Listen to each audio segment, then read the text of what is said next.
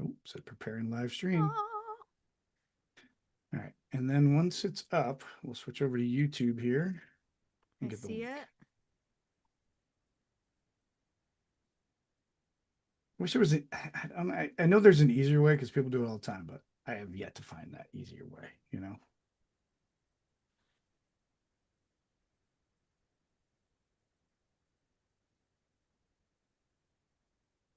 Okay, I just got a notification that we're live. Okay, great. We're live. Woohoo! That's Excellent. right. Yeah. Yay! All right, we are live. The fun doesn't really begin until 5:07 though, just so that everybody knows. 5:07 is our number. We're gonna go to the live option. Oh, here it is. I found it. All right, so I'm gonna put the link in the chat here so that you can populate places. Wonderful. All right. Thank you. Could you email that to me actually, please? Oh yeah, sure. Sure. Thank Let me you. email it to you. Hold please. Everybody gets to see the behind the scenes. I mean, BTS has Yes, kind of been for the theme of real. 2025 anyway, right? That's right. We love BTS. Oh, Steve Mize says that In general, yeah. yeah, he's getting on. um, hold on a second here. There we go. I Link got the to link. YouTube. Gonna send it to our friends. Your invitation. Lovely. No, it's not. I just sent it to you. All right. Let me pop Okay. over here.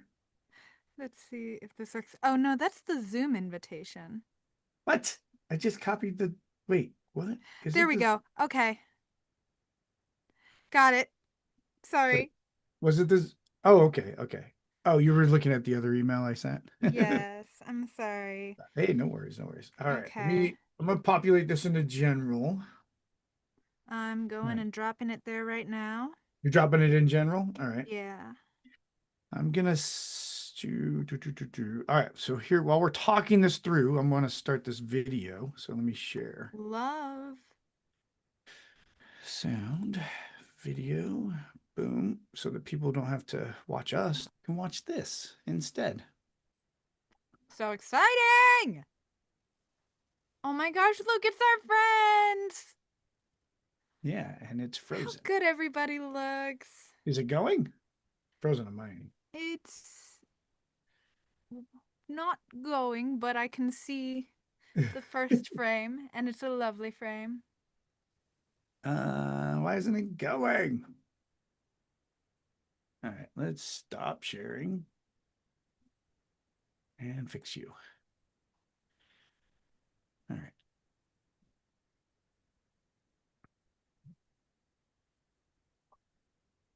Sounds great.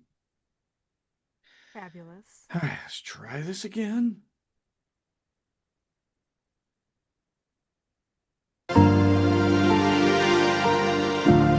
Yes, here we go. No echo? I don't think so.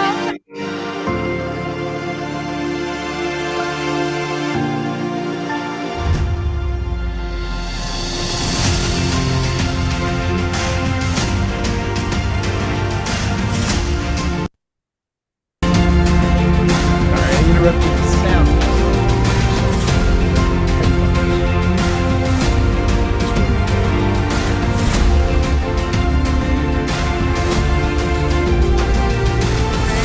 Instagram story for Can't hear you. It's too loud. Too loud in here.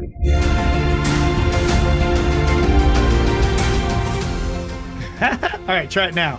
The link should be on our Instagram and Facebook stories if anybody's looking for it. Excellent, excellent. And want to tell your friends. We're putting it on Facebook in a post now. Tell everyone. Tell everyone. Tell everybody they're invited. Anybody can come, even if you're not in the company. You are definitely welcome to be here. Yeah, And absolutely. We're happy to have you.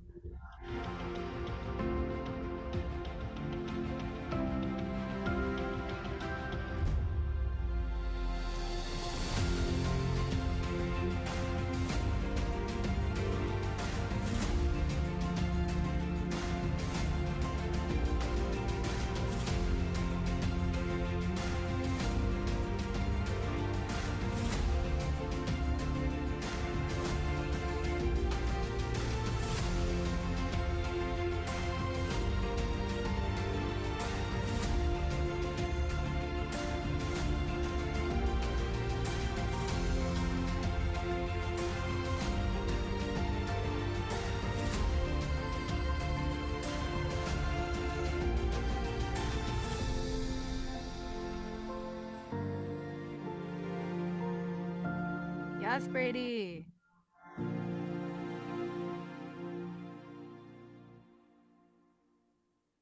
Kathy!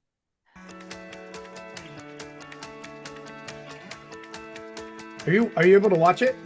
Yeah, I'm watching it right now. I can't get to it. Why can't I get to it? You know what? Probably because it's on your screen, question mark? Maybe. I'm probably gonna fry my screen. Kathy! Oh, there we go. There we go. Okay. Oh, now I got both going. Yeah.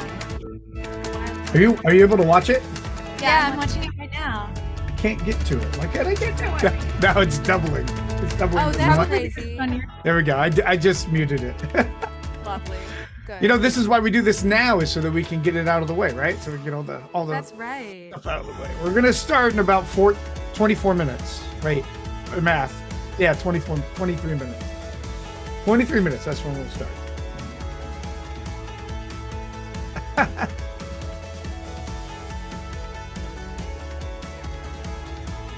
All right.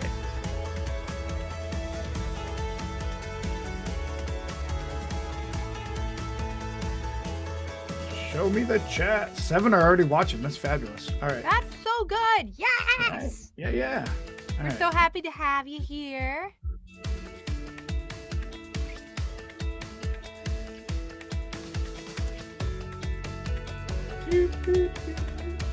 What did I just do? Oh, that's me. Come back. Thank you.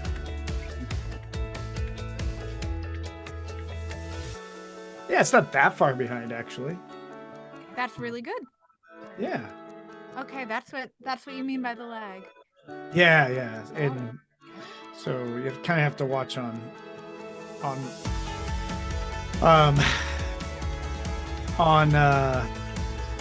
mute, with one of them on mute. Okay. For us we have to.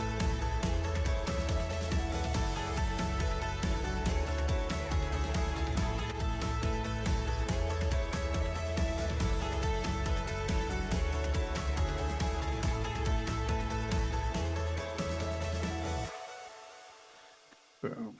All right.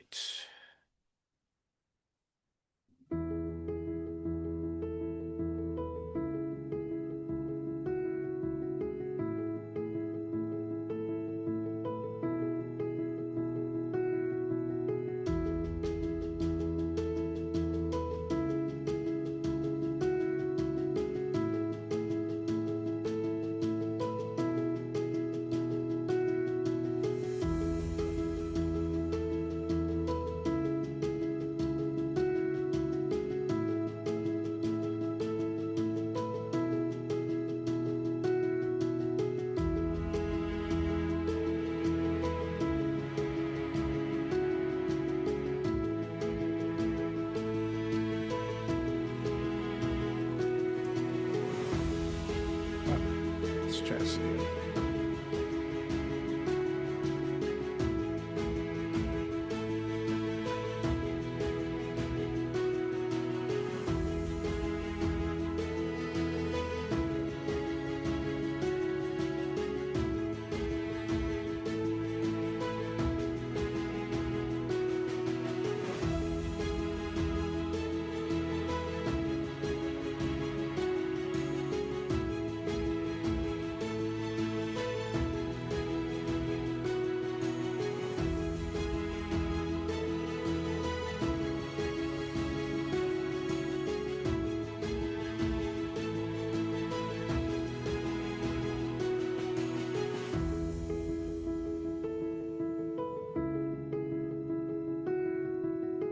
Adam says he and Carmela are watching. So hi, Adam and Carmela. Woo! Woo!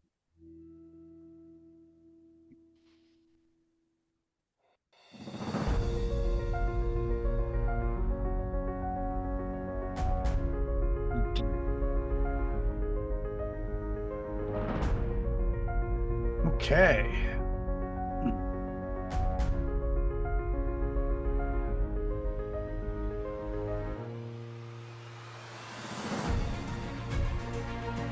Everybody gets to see how feverishly we work behind the scenes here. or at least how feverishly I'm working behind the scenes here. I'm also working, but I know you are. I know. You are I'm working. so sparkly. I'm the distraction. That's great.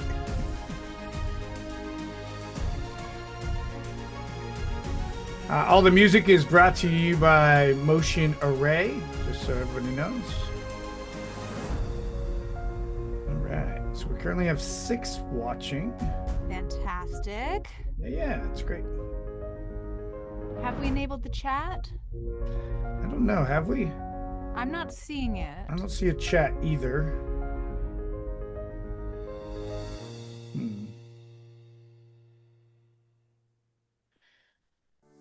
I wonder why not.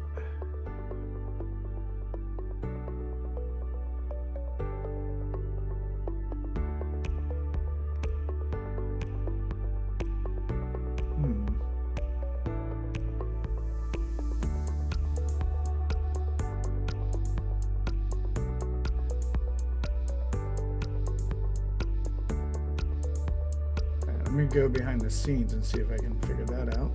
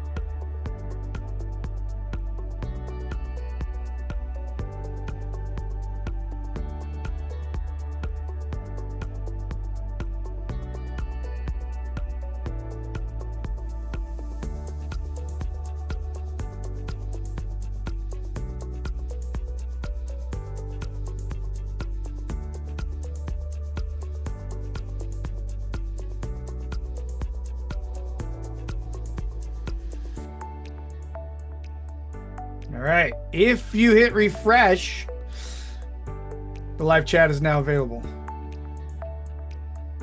Maybe.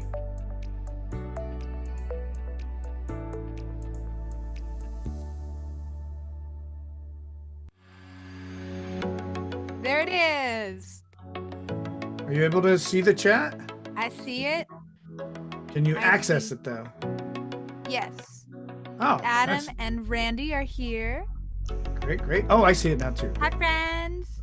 So happy you're here. Hello. All right, all right. Look at that star next to the Randy Hunt. The Randy Hunt. The Randy Hunt. Fabulous. Here we go. All right.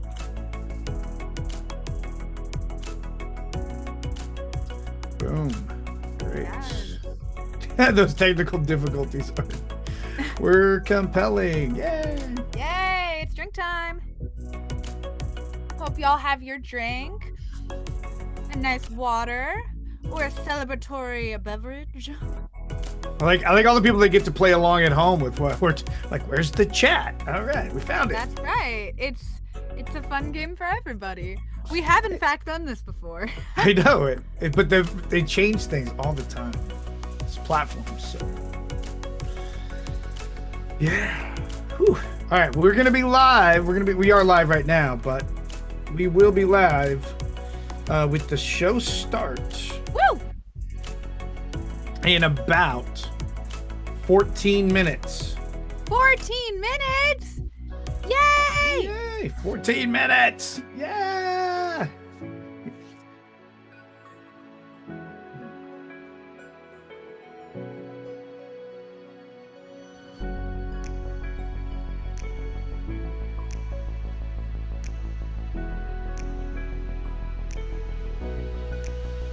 Oh, you got a wrench? How come you have a wrench next to your name?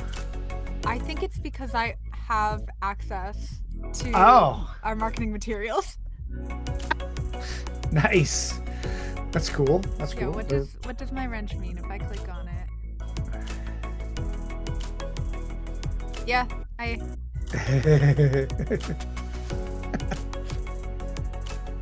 Oh, I see. Haha. You beat them to it, Randy.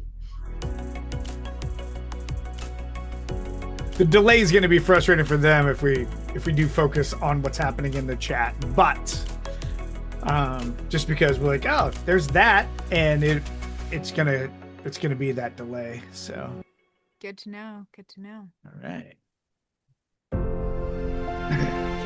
For those of you that haven't seen it yet, we're looping it back around again. Here we go.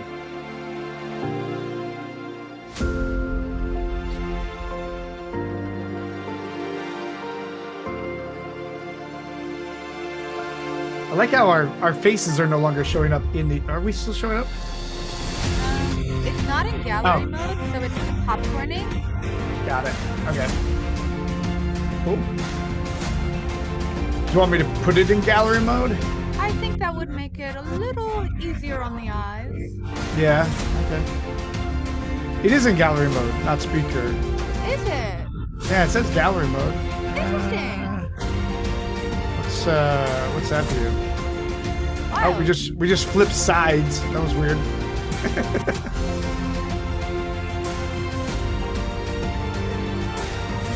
Interesting. We're back to being so loud again. So loud.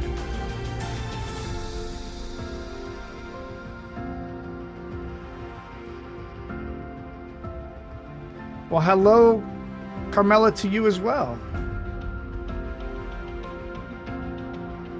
Oh, you see me lower the volume. Sorry about that.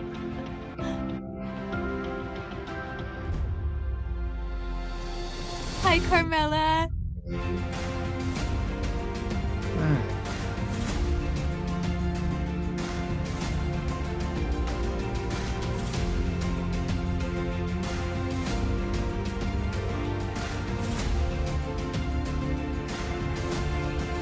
Got so many friends joining us already. No, it's so great. That's right, more friends just joined.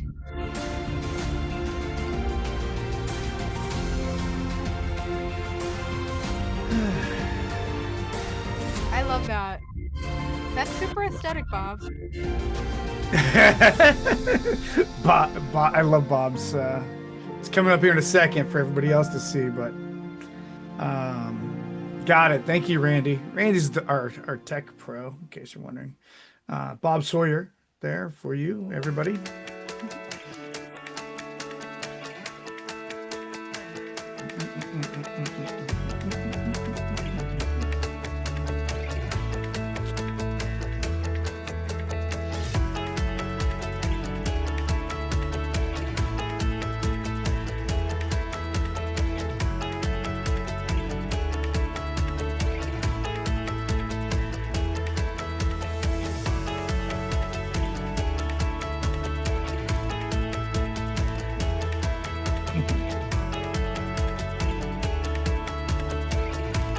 How many minutes do we have? We have about 10 minutes. We're 10 minutes away. I put it down to start at 5:06, 5:07. That is not intended for any teenagers or whoever does 6-7 to go 6-7, but I just did it, so I don't know. Does that count? Maybe we can tag 6-7 now, and that will make it, ooh, yeah, super popular, I'm sure. All the kids are going to love it. Got those marketing strategies locked in. Yeah, exactly. Yeah, so. I don't know. I don't think we know a lot about 6-7. We're more about 37. 37.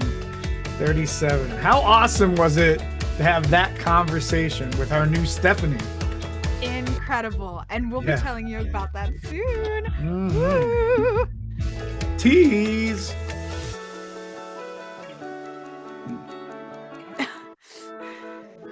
The chat is popping off. Y'all are so funny. Yeah, for sure. And this music is jamming. Come on, let's go. Yeah, I am vibing. Hi, Claire! All right, Claire in the house. Okay, we got 10 watching us now. Boop. Oh man, that's gonna go up. I feel like it's gonna go up. Especially here as we get closer to the witching hour. Oh yes, theater people Oh yeah. are What's up? crazy. because we're always like right on time. Right?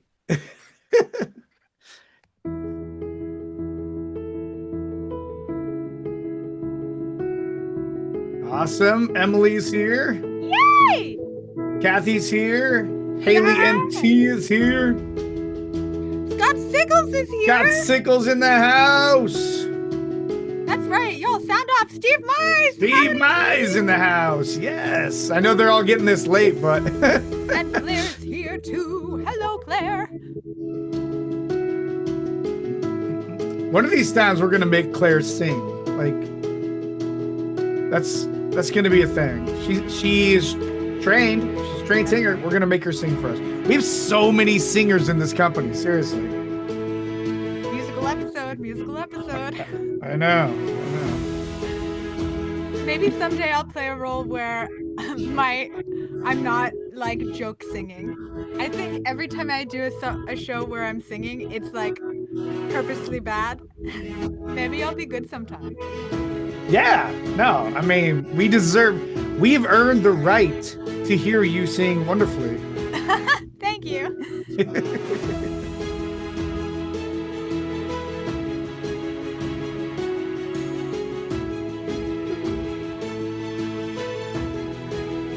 I'm not as glittery as Hannah over here, but I am wearing green. I don't know. Hi, John Busser. John Busser here. All right. All right.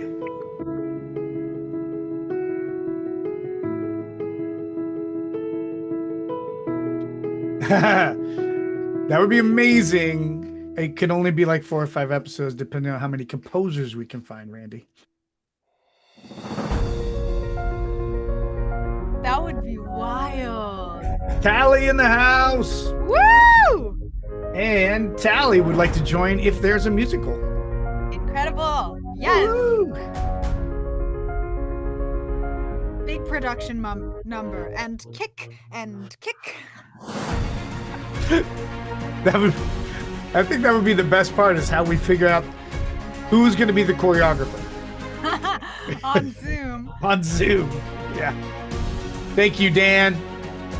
Dan, helping everybody understand that I do glitter from the inside.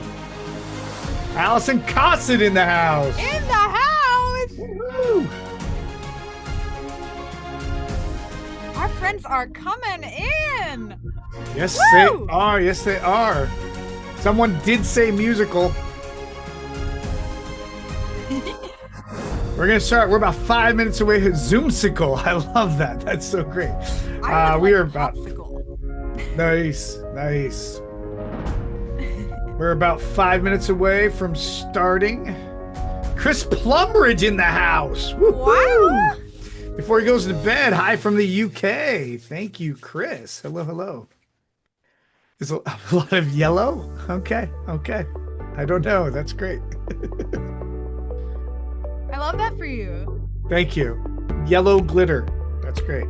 Yeah. Or maybe it's gold. It's your kintsugi. It is. It is. Jamie Orenstein in the house. Triple threat. Della Ross is here. All right, Della in the house. Yes, another UK, another one of our friends from the UK. Up for some major awards today. Antonella Perez Ferrero. Gabe Blaze is here.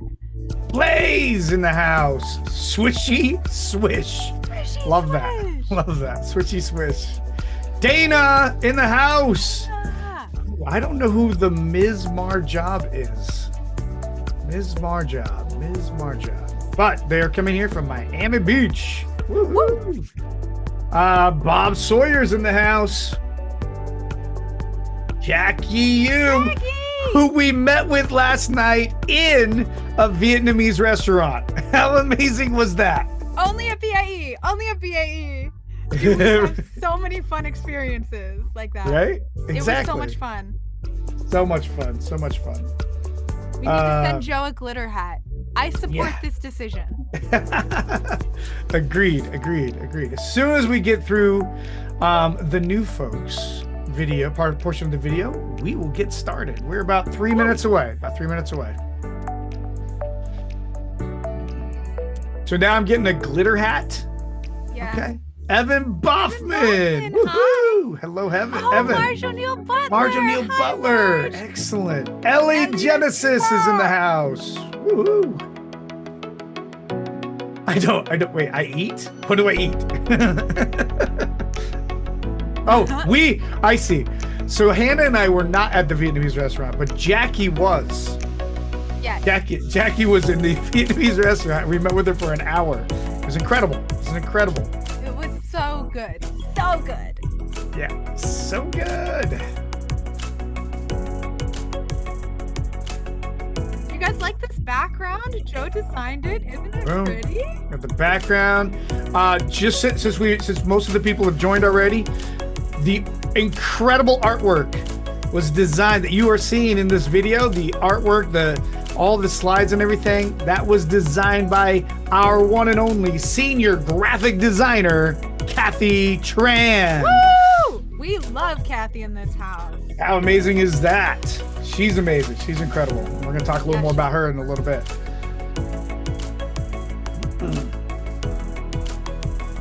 Mike Byam in the house. Yes. Woohoo. We got all the writers are coming now. Here we go. This is great.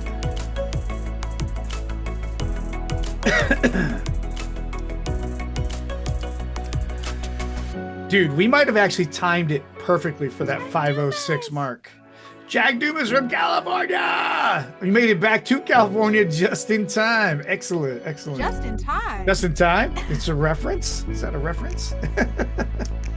I love that show. Right? And for those of you that are watching that are part of our new part of the company, actually even the existing members, this is going to go on the website, but you're going to have a picture. You'll be able to use this slide for yourself to use on your social media if you'd like. So you'll get this as a image to share with whoever you'd like. Put on your social media, whatever you'd like to do with it. It has been Bernie. It has been Bernie. Here.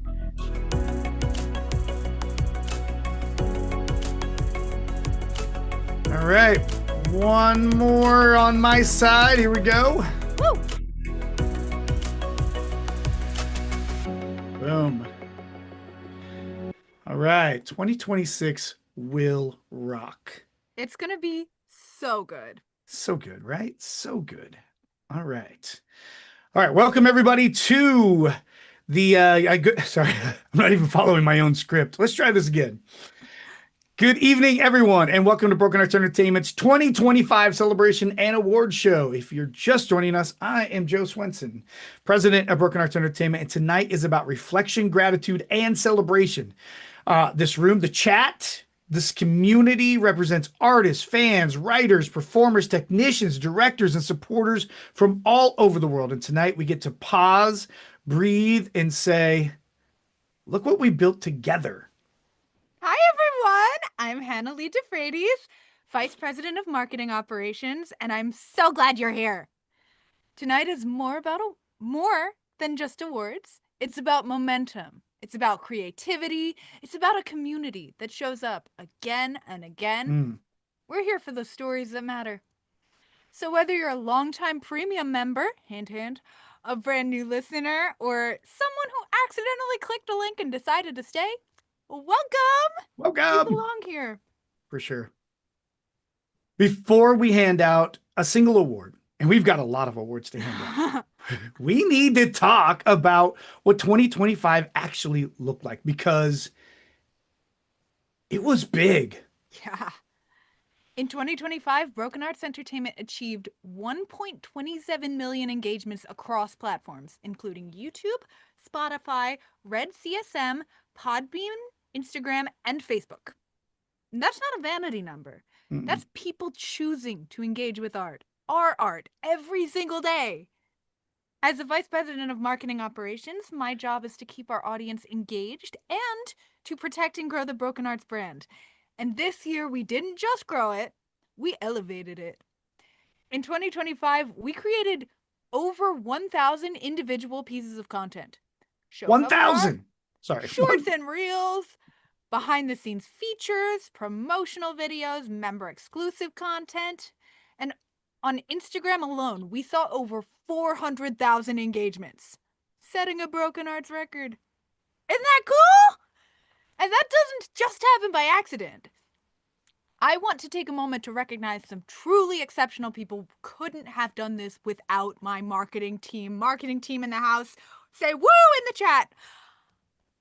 We have Kathy Tran, our senior graphic designer. Your vision and consistency have defined the look of Broken Arts. We have Bernie Horton, marketing manager. Your insight, strategy, and photography have taken us to an entirely new level. And Emily Morsley, our IMBD manager. Writers and performers, please hear me when I say, claim your IMBD profiles. The growth in our ratings and visibility is real, and Emily's work is a huge part of that. This team just doesn't market art, they honor it.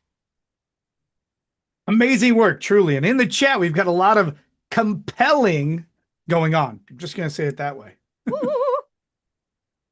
Listen, and from a production standpoint, in 2025, we exceeded every expectation we set. We produced 75 anthology shows from writers across the globe. That's awesome. 3 major series totaling 41 episodes, a standalone production, and 2 free to the public educational programs, Intro to Editing and Intro to Acting for the Microphone. More on that initiative later. And for the first time in Broken Arts history, we created content specifically for our paying members. So, to our premium members, you show up differently, you support differently, and I am deeply grateful for you. We love you. We love you. All right. From here on out, things get a little looser and a lot more fun. We're going to move category by category for the Broken Star Award, celebrating performances, direction, sound, and storytelling.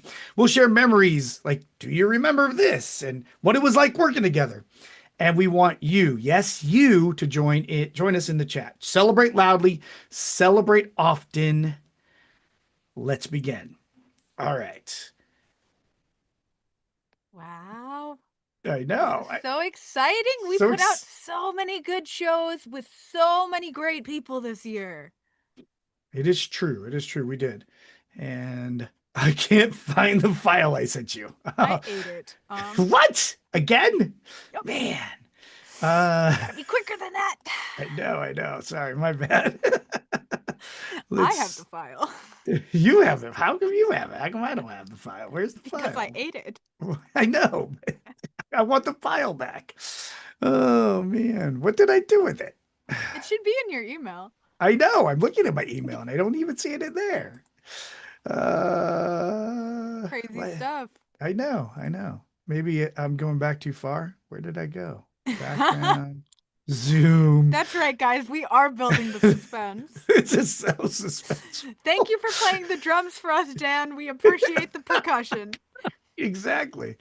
Oh man, I am sweating so hard right now. This is so great. It's okay. It's okay. All right, we're just We're gonna chill. We're good. yeah, it's all good. It's all good. There it is. I found it, everybody. Woo! Okay, we are gonna start off by let's talk about this. Let's just jump around a little. So we're gonna start off with best supporting roles. Okay, and we'll start with actor, best supporting actor in a role. And we have 5 amazing nominations. The first nomination that we have is who's here in the house is Jack Dumas for Time Went By. Woo! Jack portrayed the younger version of what Ray Fletcher performed, also in Time Went By. Really fantastic show by Tom Mizuraka. And it's one of these things where you have to bounce back and forth between times, and so it got pretty complicated. But the fact that Ray and Jack absolutely nailed it was fantastic. Who else is nominated for award here? We have best. This is best supporting actor, right? Correct. Yeah. Okay. We have Ian Ashland in The Primrose Protocol, Ah, which so was an good. incredible show. We were last night at the at the virtual Vietnamese restaurant. We were gushing about that show with Jackie last night because we love that show. We love that show. It's so good. And Ian slays in that show. I love Ian in that show. Well, and the And chemistry, so the chemistry that Ian had with Jacqueline Hume, who's also up for Best Actress in the same show, was incredible. Absolutely incredible. yes. Their chemistry was so fantastic. You really got the feeling that they were a married couple that was way off in space and eventually, well, you have to listen to it. It's the Listen to the demise show. is rough. Yeah, listen to the show. Listen to the show. That's right. And our last supporting Two more. actor We have two nomination more. for the Loved Ones anthology is Anthony Zuniga in Ammo Box.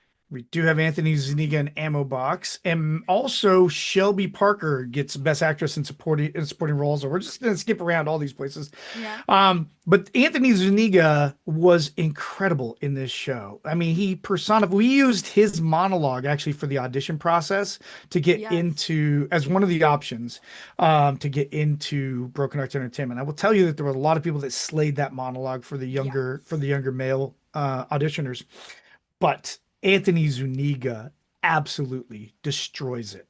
So good.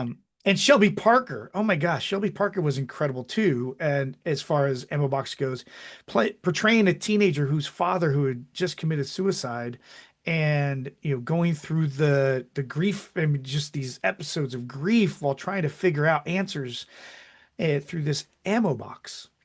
Yeah. So yeah, really fantastic. There is one more nomination for the best actor in a supporting role, and that was Jamie Orenstein for 11 Days. That's right. Yeah. So Jamie, so what's really funny about this is Jamie actually took his background as a federal judge, former federal judge, dealing with characters, people that were similar to Tony, the character he played in 11 Days, and trying to personify that effort. It's a really cool story he had as well about wanting to be the role of Tony. Like that's something that he wanted to be. Yeah. Absolutely crushed it. And there were other amazing supporting roles, supporting efforts as well for Best Actor. But Hannah, tell us who won. Oh, all right. So, the winner of Best Supporting Actor in Loved One Season 2 is. Everybody pause for effect. Everybody pause for effect. Where's the Anthony glitter? Zuniga in Ammo Box. Anthony Zuniga. And the way it works, just so everybody knows, the way it works is 50% of the deciding factor on who wins these awards was done by a panel of experts that I had procured over people that are podcast experts, audio drama experts, um, and then and a bunch of others as well, people that I respect in the industry. The 30% was the popular vote that everybody had access to, and then 20% was actually in engagements that we saw across all of our platforms. So the winner was Anthony Zuniga for Emma Box. Congratulations. You made me cry. That was So such a much. good, so good. You did so good in that role. Absolutely, absolutely. It was a great show. Really, really well done. All right, let's bounce since we already mentioned a couple of the we as one of the best actresses in a supporting role. We already mentioned Shelby Parker. Who else do we have? Let's see. We also have Morgan Walton in The Primrose Protocol. She Yes. played Ian and Jackie's daughter, and she was so good. Oh my gosh, so good. First time doing audio, which was fabulous. She was a little pro. Wow, Um, yeah, and then we also had Molly McGill from Time Went By. She that's played right. Lori, who was, I mean, talk about completely against type. Molly is the sweetest person on the planet. Lori, not so sweet. But you're so funny in that role, Lori. So Or fun. So Molly. So funny. And next we have Jamie Swenson in Guten Tag Baby. Oh my gosh. So good. So mhm, good. mhm. And we And playing her daughter was Jamie Lee, also Guten Tag Baby. So you have two from Guten Tag Baby that received nominations. All right. That's So right. are we ready for the drum roll? All right. Who won, And Joe? who won? Shelby Parker ammo box. Yes. Yes, So I love a Shelby win. I love a Shelby win. congratulations to Shelby Parker. By the way, just to kind of backtrack, Anthony Zuniga also won an award last year for 2 years ago for 2024. So that was Anthony's second win. Um, Yes. yeah. So Shelby Parker is our winner. All right, let's move on to what do you want to do next? Which category? All In Loved Ones right. season two. Should we go to Best Actor? Oh, just jump right into it. Yeah, let's go. Yeah. Best actor for the anthology Love One season two. Now there were 21 shows in Love One season two, and there were so many incredible So many. performances. Chuck Horn, Reconstruction, Mm, one of his best performances with us, and he had a few. He had a few really great performances with us, but he played a grandfather who's helping his granddaughter deal with grieving, but through efforts in his garage by fixing things and stuff like that. It was really touching. really well done. Mm. We also have Steve Mize in Guilt by Association. Really good. I watched the BTS of that. Really well done. Really good process. Mm. And the Yeah, show turned out really well.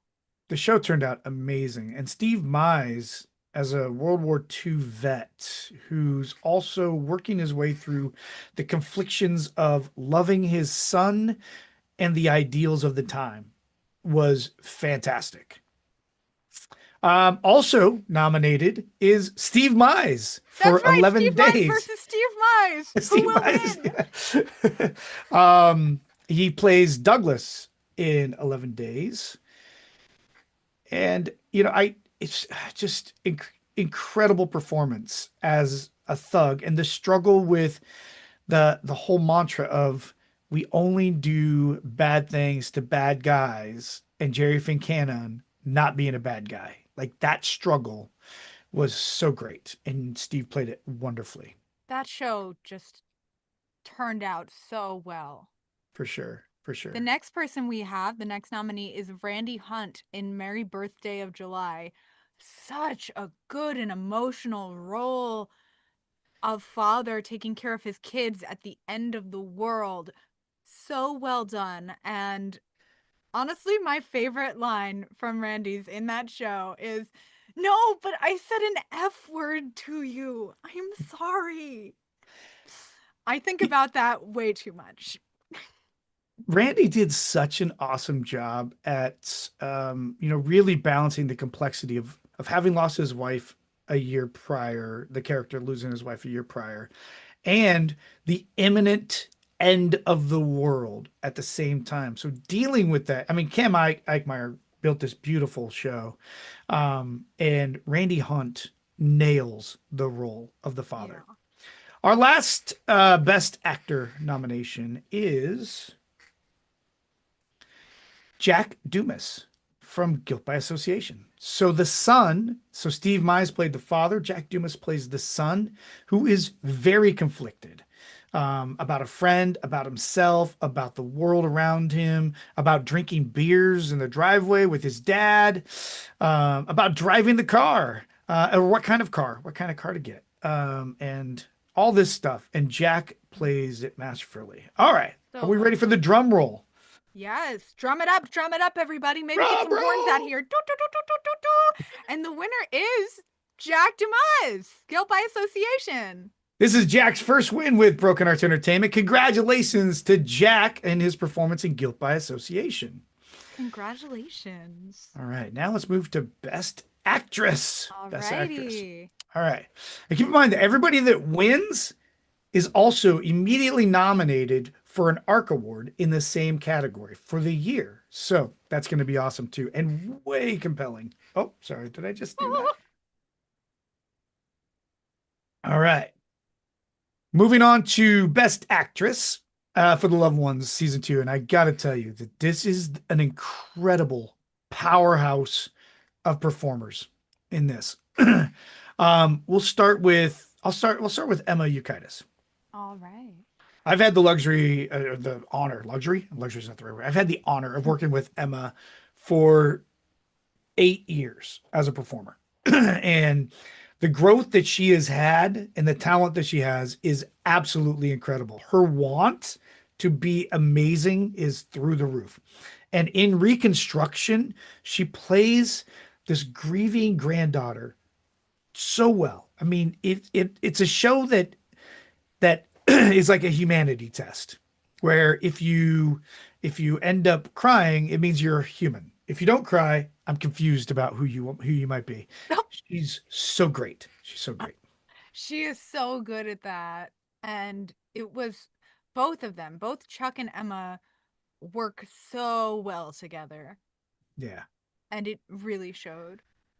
The for next sure. nominee we already kind of mentioned her, was Jacqueline Hume in the Primrose Protocol. Again, such a good, such a good performance.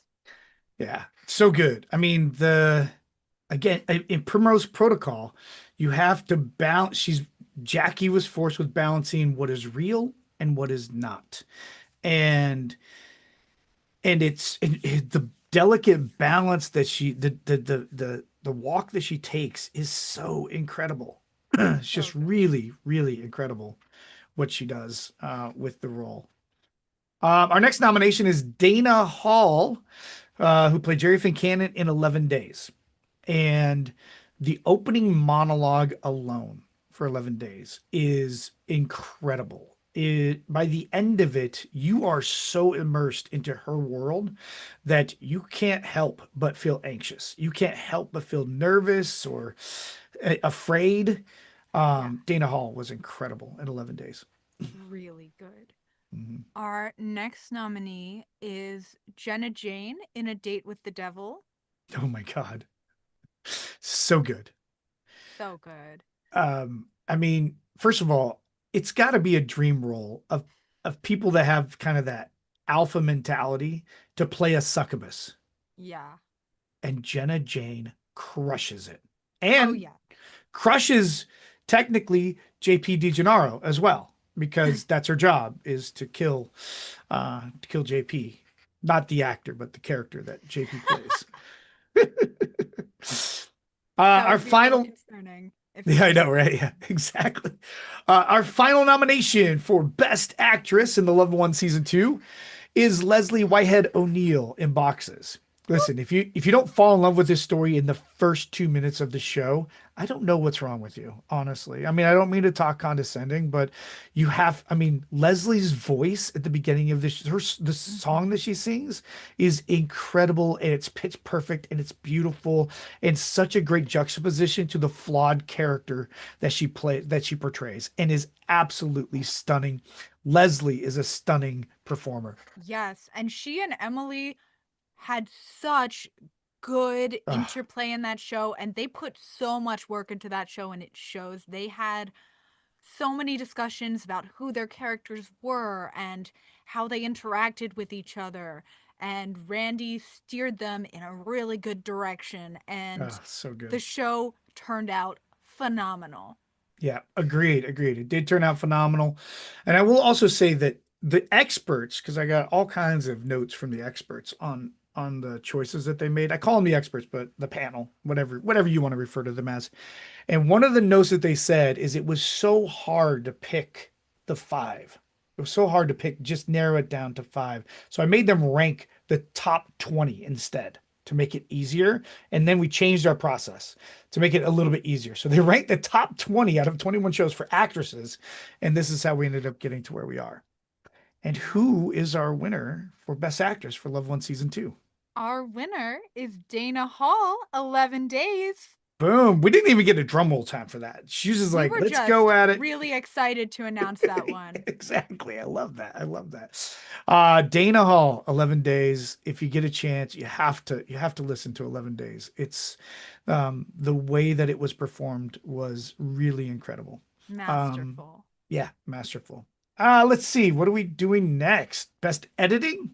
Yes, let's do best editing. All right, best editing. We're gonna hop right into best editing. Now, this one's kind of a loaded one because at the beginning of 2026, I was still doing most of the editing, but we brought in some new folks to do some editing. So we brought in Bob Sawyer, who joined us in October of 2024. And Claire Shadray, who'd already been with us, she also she edited her first show with us. Actually, first couple of shows with us in the beginning of 2026.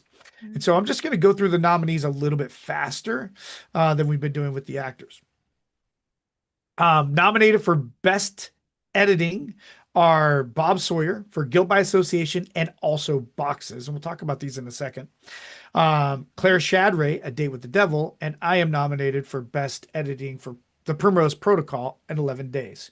I want to spend a little time talking about Guilt by Association um, before we announce who the winner is. Guilt by Association, what Bob did, this was his first editing with us, and his ability to take you into 1950s America, Americana, and then also the flashbacks to the war that were just kind of under the surface were absolutely incredible. And I will say this that I mean, I as much as I would love to have forced him to win, I thought that was the best editing job of Love One season two overall. All It right. was really well done. I loved the layered outside noises. Mm. It was fabulous. Yeah, so good. It was so good. Boxes, same deal. I mean, Bob's ability to put you into a space was incredible. We love Bob in this house. Mm, absolutely, absolutely. A Date with the Devil, Claire Shadray's, I mean, what she did with the voice manipulation of Jenna, and then the subtle things that she did outside, like establishing that they were in an apartment in a metropolitan area. Yeah. Those things, the full soundscape was really fantastic. Um, yeah. Do you want to announce the winner? Yes, the winner is Joe Swenson for 11 days. The notes that I got from the experts were that the heartbeat that you could hear when you were in the room with Jerry Fincan with Dana set a tone of suspense and thriller, that thriller kind of feel to really help support the performance. And one of the notes that I sent to the panel is we really want the soundscape that connects to the performers. That's who should win. Whatever the connection is, to support the performances. And they said that it was me. The popular vote was me as well. And 11 Days is the most watched of our shows in 2025. All right, let's go to Best Director. Best director. All right. We're going to start with Derek Kingsley for Guilt by Association. Yeah, that's so great. I was a producer on that, and Derek as a director. If you haven't had the opportunity to be directed by Derek, he gives a master class on preparation, purpose, really set and he communicates with the writers. He communicates with the writer. He communicates with everybody well in advance, and he really sets a tone of collaboration and in a safe space. And one of the things that he does, because this was heavy material, heavy material that they were going Yeah. over. One of the things that he does is he really makes sure that all the actors are taken care of by the end of the show. Yeah. Yes. Derek is very thorough and really brings a good energy. And from watching the BTS reel, I saw something that I loved that he did with the actors for this piece since it was so heavy was they breathed the show in and they breathed the show out so that when they were done, they were able to recenter back into reality. And I thought that was really, really important for this show. Yeah, it was, yeah, for sure. 100%. Um, our next nominee is Helen May. You may be familiar with her. 11 Days. Helen May is our defending 2024 overall Best Director, so essentially our ARC Award winner for 2024, That's right. and back with a vengeance when it comes to directing. And she is nominated for Best Director in 11 Days. And one of the things that I heard from the cast was, and Helen also produced it. So Helen did double duty in this show, which is really phenomenal. So she directed, she produced the show, and the feedback that I got from Dana, Steve, and Jamie, who performed in the show, is that Helen took such great care of the actors. Again, heavy material, Mm-hmm. and she took her time in really fostering an environment that allowed the performers to really go after it. The role of Jerry Fincannon, we'll talk about this more, but the role of Jerry Fincannon is exhausting. It's an exhausting role, but it's a beautiful role. Under the right direction, really gives Dana the opportunity to just, blow it away. And Hence, she did. yeah. All right. Speaking of Dana, she is also nominated for Best Director. Dana In A Hall, Date with the Devil. A Date with the Devil. Yeah. That show Uh, was a fan fave, oh and man, it shows. he And really, yeah, it she really was. really directed these actors to a place where it felt so genuine. The juxtaposition of JP's character and Jenna's character was incredible. The tenacity or naivety, whichever one you want to go with, that JP played with, really, really fantastic. Really But well done. it's the prep work that Dana does that really sets her even further apart than some of the people we've already mentioned who've do incredible prep work. But Dana's prep work is granular and it's breathing life into characters. And having been there with Dana as a producer or in shows, like it is she's a powerhouse and She she is is a fun to watch. powerhouse. Yeah. All right. Our final nomination for Best Director, Loved One Season 2 is Randy Hunt in Boxes. Randy Hunt in Boxes. Yes. Um, Obviously you've got two really unique characters that Leslie and Emily played, and the emotional complexity of what they were working through can only be you can only state that it was just handled with such care. Okay. S Yeah, so much care, and but still a desire to get the story told. Because you could sit in the emotions, you could sit in them all you want, but Randy's one who understands the art of storytelling and does a wonderful job with boxes. We did miss one more. We did miss one more nomination. My It bad. was Helen May again for Guten May Tag again Baby, in which Guten Tag Baby. Yeah, is such a good show. So well done. And that one is another one that jumps times and spans generations. And she did a really good job yeah, getting all of those characters and all of those generations together and telling this beautiful story that Scott wrote. yeah. It's beautiful. All right. Who is our winner for director of Loved Ones Season 2? Best I'm not director. going to forget the drums this time. Hit Oh, those good. drums, hit those Let's set drums. drums, drums. It is Dana Hall with A Date with the Devil. Dana Hall. This is Dana's first director win with Broken Woo! Arrows. So congratulations to Dana. All right, and that brings us to the Loved One Season 2 show, best show of the anthology this year. So last year it was pre-written by Aaron Moen Smith. Pre-written ended up being the best show of the entire year, got the ARC award. So who is it this year? Who is it this year? Let's talk real quick about the nominations. We've already talked a lot about the shows, so we don't have to go over those again too much, but Guilt by Association by Don Baker, produced by Joe Swenson. I produced that show, I believe. Yep. Mm-hmm. um, Boxes by, Pamela Kingsley. thank you. Thank you. I'm looking for my list. Pamela Kingsley. I don't know who produced that one. I I probably should did. know. Oh, Hannah Lita Frades. There you go. Chocolate and Chili by Kaylee Anderson. And who produced that? We haven't talked about Chocolate and Chili, actually. That show is so good. That was the first one to go into production It for was. Loved One season 2, and it was so good. It The was. three actors that did that, Yana, Meredith, and Cole, they're all powerhouses and fan faves, and they came together and made this really charming show together. I think one of the coolest things we did with Chocolate and Chili is we had a virtual bake-off essentially. Yeah. Hannah actually took the recipe and built the chocolate and chili cake. Bernie also took the recipe and built the chocolate and chili cake.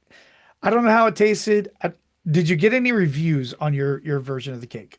I have a feeling that Bernie's cake tasted way much better than mine. He had a lot more frosting. He I did, only yeah, had yeah. one can. He had more layers. His looked moister, and mine was really good the night I baked it. But then the next day, it was kind of dry. It was, as the Great British Bake Off would say, stodgy.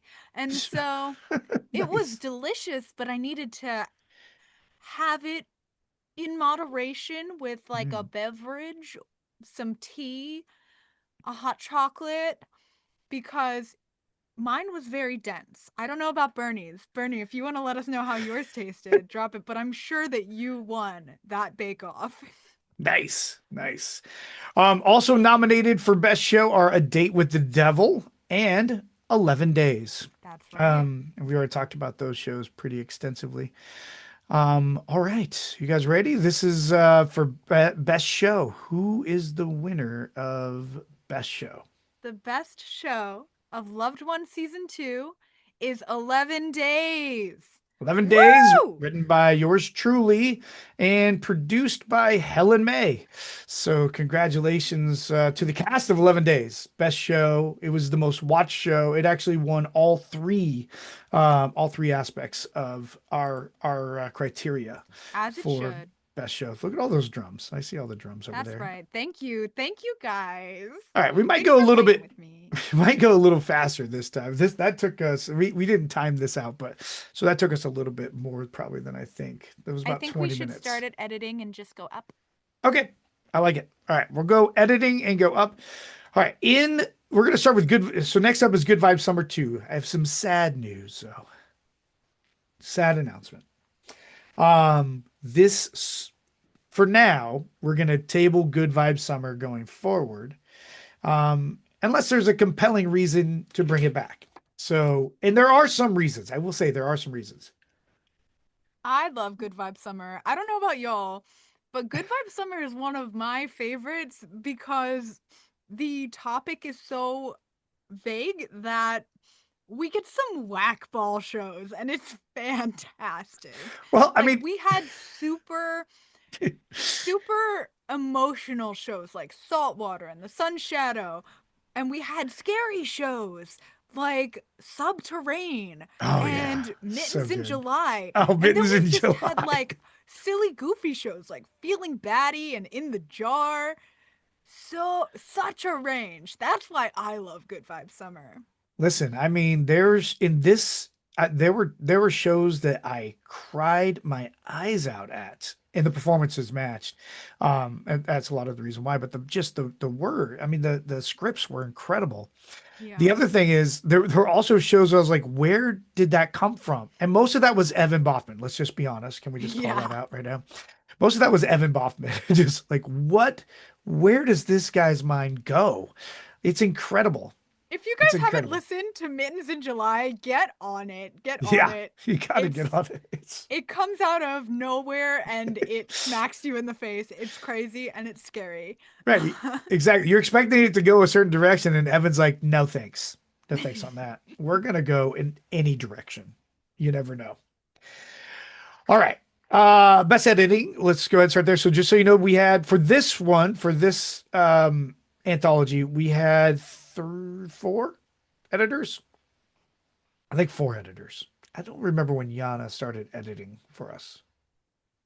Maybe it wasn't until the future. So we had with I'm gonna say three. We had three editors. I was one of the editors because I edited everything from 2024. And then Bob Sawyer, who we've already mentioned, but joining the fray in the editing world was Steve Mize. That's Um, right. yeah, Steve Mize dipping his toe into the proverbial pool of editing. So Yes. our nominations for best editor are we've already talked about Mittens in July, so Bob Sawyer and Mittens in July. And Bob Sawyer for 11 lounge chairs. Oh my gosh, the plopping sound that's made Oh my as the goodness. body comes apart into the sand is Oh, so oh, good. It's oh. so good. It's And so good. the noise whenever the character clicks the screen and it goes back to the opening credits and it goes Yes. incredible. I love it so much. Incredible. Yeah, totally, totally. And both Molly and Jamie Lee were incredible in that show as well. That's right. Uh Our Go next ahead. nomination is Steve Mize for Riga Bamboo. Mm. Yeah, you might know something So about Ring of Bamboo. good. I know a little something about Riga Bamboo. I think Um, it's a great story, but the way it's the little things. And we mentioned it in Love One season 2 with Guilt by Association. It's the little things that Steve does with Rig of Bamboo that puts you on this lake in a canoe with these two girls, and you know that there's something going on elsewhere. Like it's not, it's the lake is alive. Like it's got a life of its own from the surrounding, from the beaches and everybody that's whatever they're doing. And gosh, like it is so, so good. he really layered that soundscape so it feels like you're there. Yeah. And it brought me back to summer camp. I was like, this is exactly, as the writer, this is exactly what I was expecting or what I was hoping for. I didn't know what to expect, but it was exactly what I was hoping for and more. Awesome. Very awesome. And then I was nominated for Saltwater, which is beautiful. It takes Love place on a beach. saltwater. Yeah, and the music that's underlies it really again supports the actors. And War Dog, by James McClendon, which is another just great story. I mean, I'm a Marine Corps vet, so it was great to have that, have a moment to kind of feel that show. I also directed it, but to kind of feel that out, feel the show out. Nathan Roach and JP DiGennaro were fantastic in that show. Very Who well done. who was our best editor for Good Vibes Summer season 2? Our best editor was hit that drum, hit that drum, hit that drum. Steve Mize for Ring of Bamboo. Steve Mize for Yes, Rig of Bamboo. And again, it's the little things. Even the panel of experts said it was the little things that set it apart, really made you feel like you're on this lake and that there was other events happening. And so cool. And then the water lapping against the canoe and the girls oh, getting the girl getting into the canoe. Like all of it just made so much. It was so great. It's like so great. twig snapping while they were walking through the forest. It was so good. So good. Yeah. Yeah. All right. Best supporting actor. Best supporting actor. Ooh, so first we have Matt Teeter in Attached. So Matt Teeter, and I don't know how much of a stretch this was for him to perform like a cowboy, but absolutely nails being a cowboy in Attached. Absolutely good. I hope he finds that spur. I hope so too. It's important. Next up, we have Ray Fletcher in A Very Nice Memory. Oh, he did so well in that show. It's an emotional show anyway, and it's all about, ironically, it's all about being attached to something. Like you just want to be attached. And again, it's Evan Boffman who writes spectacularly wild stories. Um, but yeah, so it's yeah, Yeah, Ray and was fantastic. this one had a Beatles connection. They went to the Mm, strawberry fields. Forever. That's what Ray wanted was forever on that. Well, Ray's Yeah. character. Yeah. Our next nomination is Nathan Wagner, Into the City. Whoop, Whoop, whoop. whoop. Nathan's performance, although it was great in support of the entire cast and the entire story, and it's not one that in my mind, like it stands out because of how supportive it is, but I don't know that there was much of a stretch. I feel like it was actually Nathan Wagner, like he was typecast, maybe. He I was don't know. so earnest in this role and Right. so good. Put that man in a romantic lead more often, please. Um, Nice. Nice. because it was phenomenal. Phenomenal. The Oh my God. next nominee we have is Adam Ferguson in Mittens in July. If you've heard the show, you know why exactly he was nominated. Oh man, the noises that Adam makes in this show in Mittens in July are worth the price of admission. And right now, the price of admission is free because you can watch it on That's YouTube. right. So get on that. So get on that. It's yeah, really, really fantastic. Really well done. And Yeah. our last nomination is Kevin Kevin Lowney. Yeah. Sorry, go ahead. for Yeah. Badger and Frame. Yeah, so Kevin Lowney plays Frame or Ephraim, um, as the adult coming back from forgot where, Michigan, Chicago, somewhere, coming back from somewhere to be at the funeral for Badger. And just the groundedness that Kevin plays the role of Ephraim from is fantastic. It's fantastic. Yes. And him and Kim Gordon had Mm, such good chemistry, so good in this conversation between them.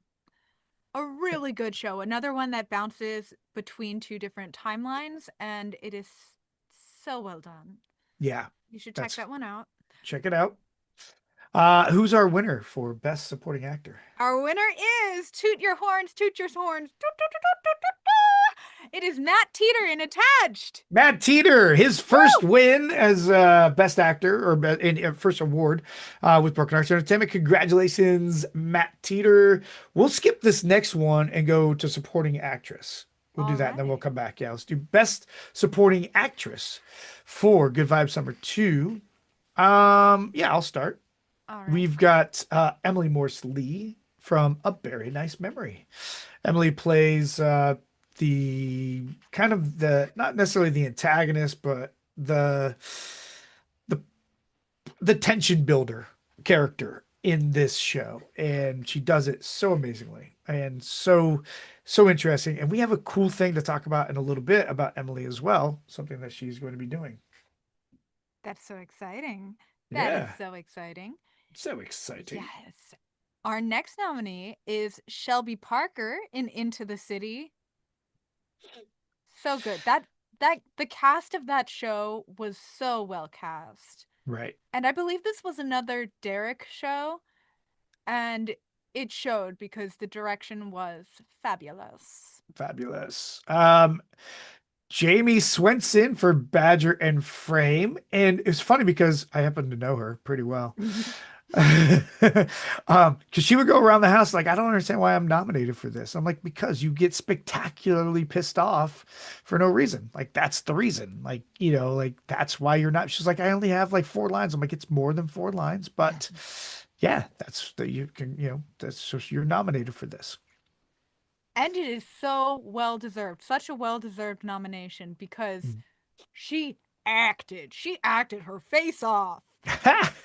Our next nomination is Meredith Nudo in Shark Week. Yeah, So Meredith, adorable in that that show. cast was incredible. You've got Meredith, Jamie, Dana, and their sisters, and what a great cast. Just overall. I love that show. Mm. And our last nominee is Emma Euclides for Attached. Emma Euclides played this dead girlfriend for 50 years, and is colossally angry at her boyfriend, who was Nathan Wagner. So how crazy is that? Like for 50 years, they're ghosts. So they're ghosts and attached. I don't want to ruin the surprise. If you haven't seen it, I apologize, but because I just ruined it. But Emma plays this ghost that is stuck for 50 years and doesn't even really like the boyfriend anymore, but they are stuck together It's stuck. or attached. And so, Joe, why don't you let us know who the winner is? All right, drum roll, please. Toot your horns, as Hannah says. Our Broken Star Award for Best Actress in a Supporting Role for Good Vibes Summer Season 2 is Emma Euclides. Attached. Woo! This is Emma's first win with Broken Arts Entertainment. Congratulations to Emma. So proud. So proud. So well deserved. Yeah, woo! Tooting horns. I see horns tooting over there. That's All right, as we should. right, Moving on to Best Actor. Best Actor. Let's do it. Our first nominee is Steve Mize in To Be or Not to Be. Oh my goodness. This show, Steve in this show had me and Joe losing it. Oh my gosh. Joe directed, I produced, and we had to turn off our mics because Steve and Kim were cracking us up Oh, because he started crying, and so she started crying, and now they're both crying, and they're bees, and they're yelling at each other. It was so funny. it Both was was so great. so funny. Steve and Kim were such a great juxtaposition for each other in that show. It was, I don't know. It was awesome. It was amazing. Steve was amazing in that show. Our next nominee is Steve Mize Right! for Saltwater. So as fun as he was as a drone bee, a worker bee whose only job is to have sex with the queen bee and die, in Saltwater, such a human, such a loving human story of perseverance through whatever it is, because love is what's most important. And Steve, as the husband photographer of a dying actress, is on the beach, is so just so great. Such a great show and such a great part. Chemistry. Yeah, Mm, so good. so well done. Our next nominee is Nathan Roach in War Dog. Okay, so if you go back to last year, Nathan was nominated for Best Actor in Rotted. And a lot of it was because of the sounds that he made and because they ate. I mean, literally, him and Shelby ate. They're Eight. chewing all the chewing sounds you hear, they made. They made those chewing sounds, and that was incredible. And Nathan, what he does with his voice is so fantastic. He's already got a nice baritone voice anyway, and what he does with his voice in War Dog is incredible. I mean, he sounds like this gruff old dog, service dog, who has been forced into retirement. So great. So good. Our next nominee for Best Actor in Good Vibes Summer 2 is Paul Delarosse for Feeling Batty. To Da Swishy Swish, drop it in the chat. He's already done it once. I already saw it once in the chat. But yeah, Swishy Swish. And I'm not saying that's why he won. Just because, I mean, listen, there's something, his voice is fantastic.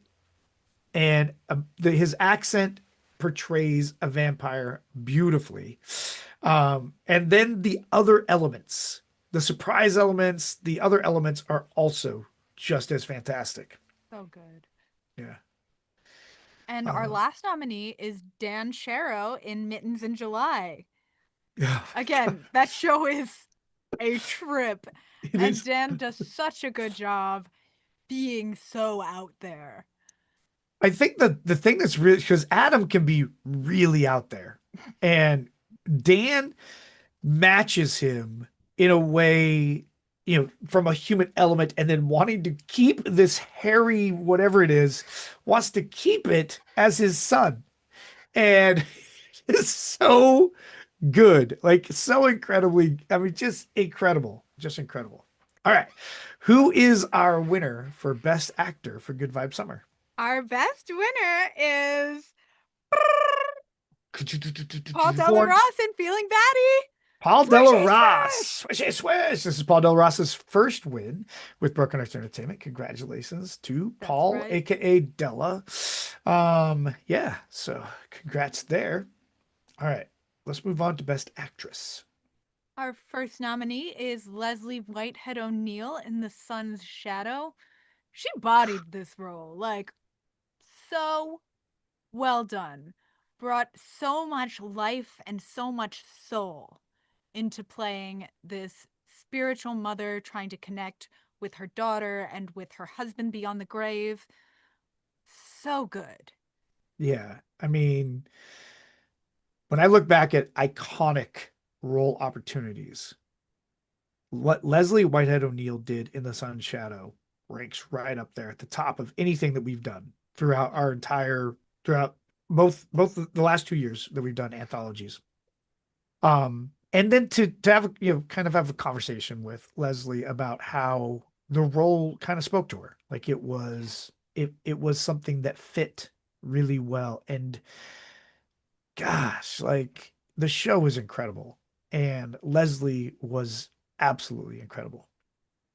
Yes. But alongside Leslie, I mean, it was a two-hander. It's a powerhouse two-hander because our second nominee for Best Actress is Hannah Lee DeFreitas Who's from she? The Sunshine. I don't know who she is. And Hannah, I mean, the you feel the mother-daughter parent offspring. I don't know if that's the right word I wanted to use it, but that's what I went with.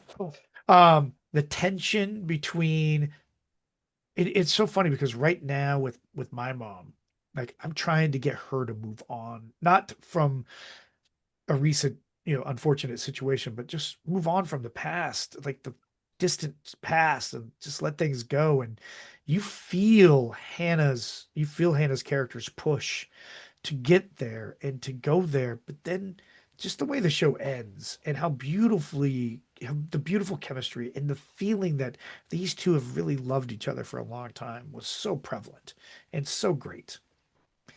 It was so incredible. Thank you. Our next nominee is Louise Brooks Schofield with Salt Water. Oh, She played Steve Mize's wife in that show, and she was phenomenal. A so great. beautiful voice, and she was really in tune with her character.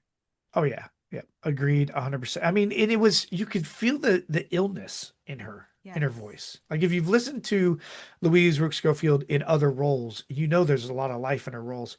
And she really took on the illness in her voice. It was Yes. so good. So good.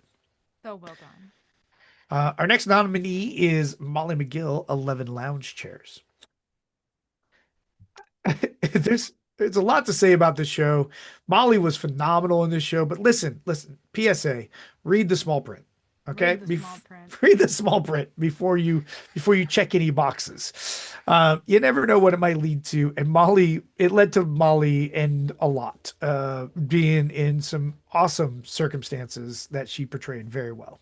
She, the amount of her role, because her character talks a lot in the beginning, there's a lot of interplay, but the rest of the show is just reaction. Right. And she was able to sustain those reactions Mm. for the rest of the show. It was so incredible. Such commitment. That's what we're Yeah. looking for. That's what we're looking for. That's what we get. We get that a lot. And I mean, really, while this is a celebrate, while we're talking about winners, but literally anybody, I mean, we have so many winners in our company. Like it's Yes. just such a beautiful, everybody goes after it. And that's one of the things that we try to do that's a little different. We try not to limit, put limits on any of our performers, and it's really about going after it. And Molly McGill went after it. She Speaking of did. going after it, oh man, listen, the the messages that Jamie Lee sent me about her desire to be in Feeling Batty were fantastic. The want factor was so high about her wanting to be in Feeling Batty. For those of you who don't know, we talk a lot about that in Broken Arts as the want factor. And she really wanted this role in Feeling Batty. And so we gave it to her. And she was outstanding. She was amazing. Yeah, totally great.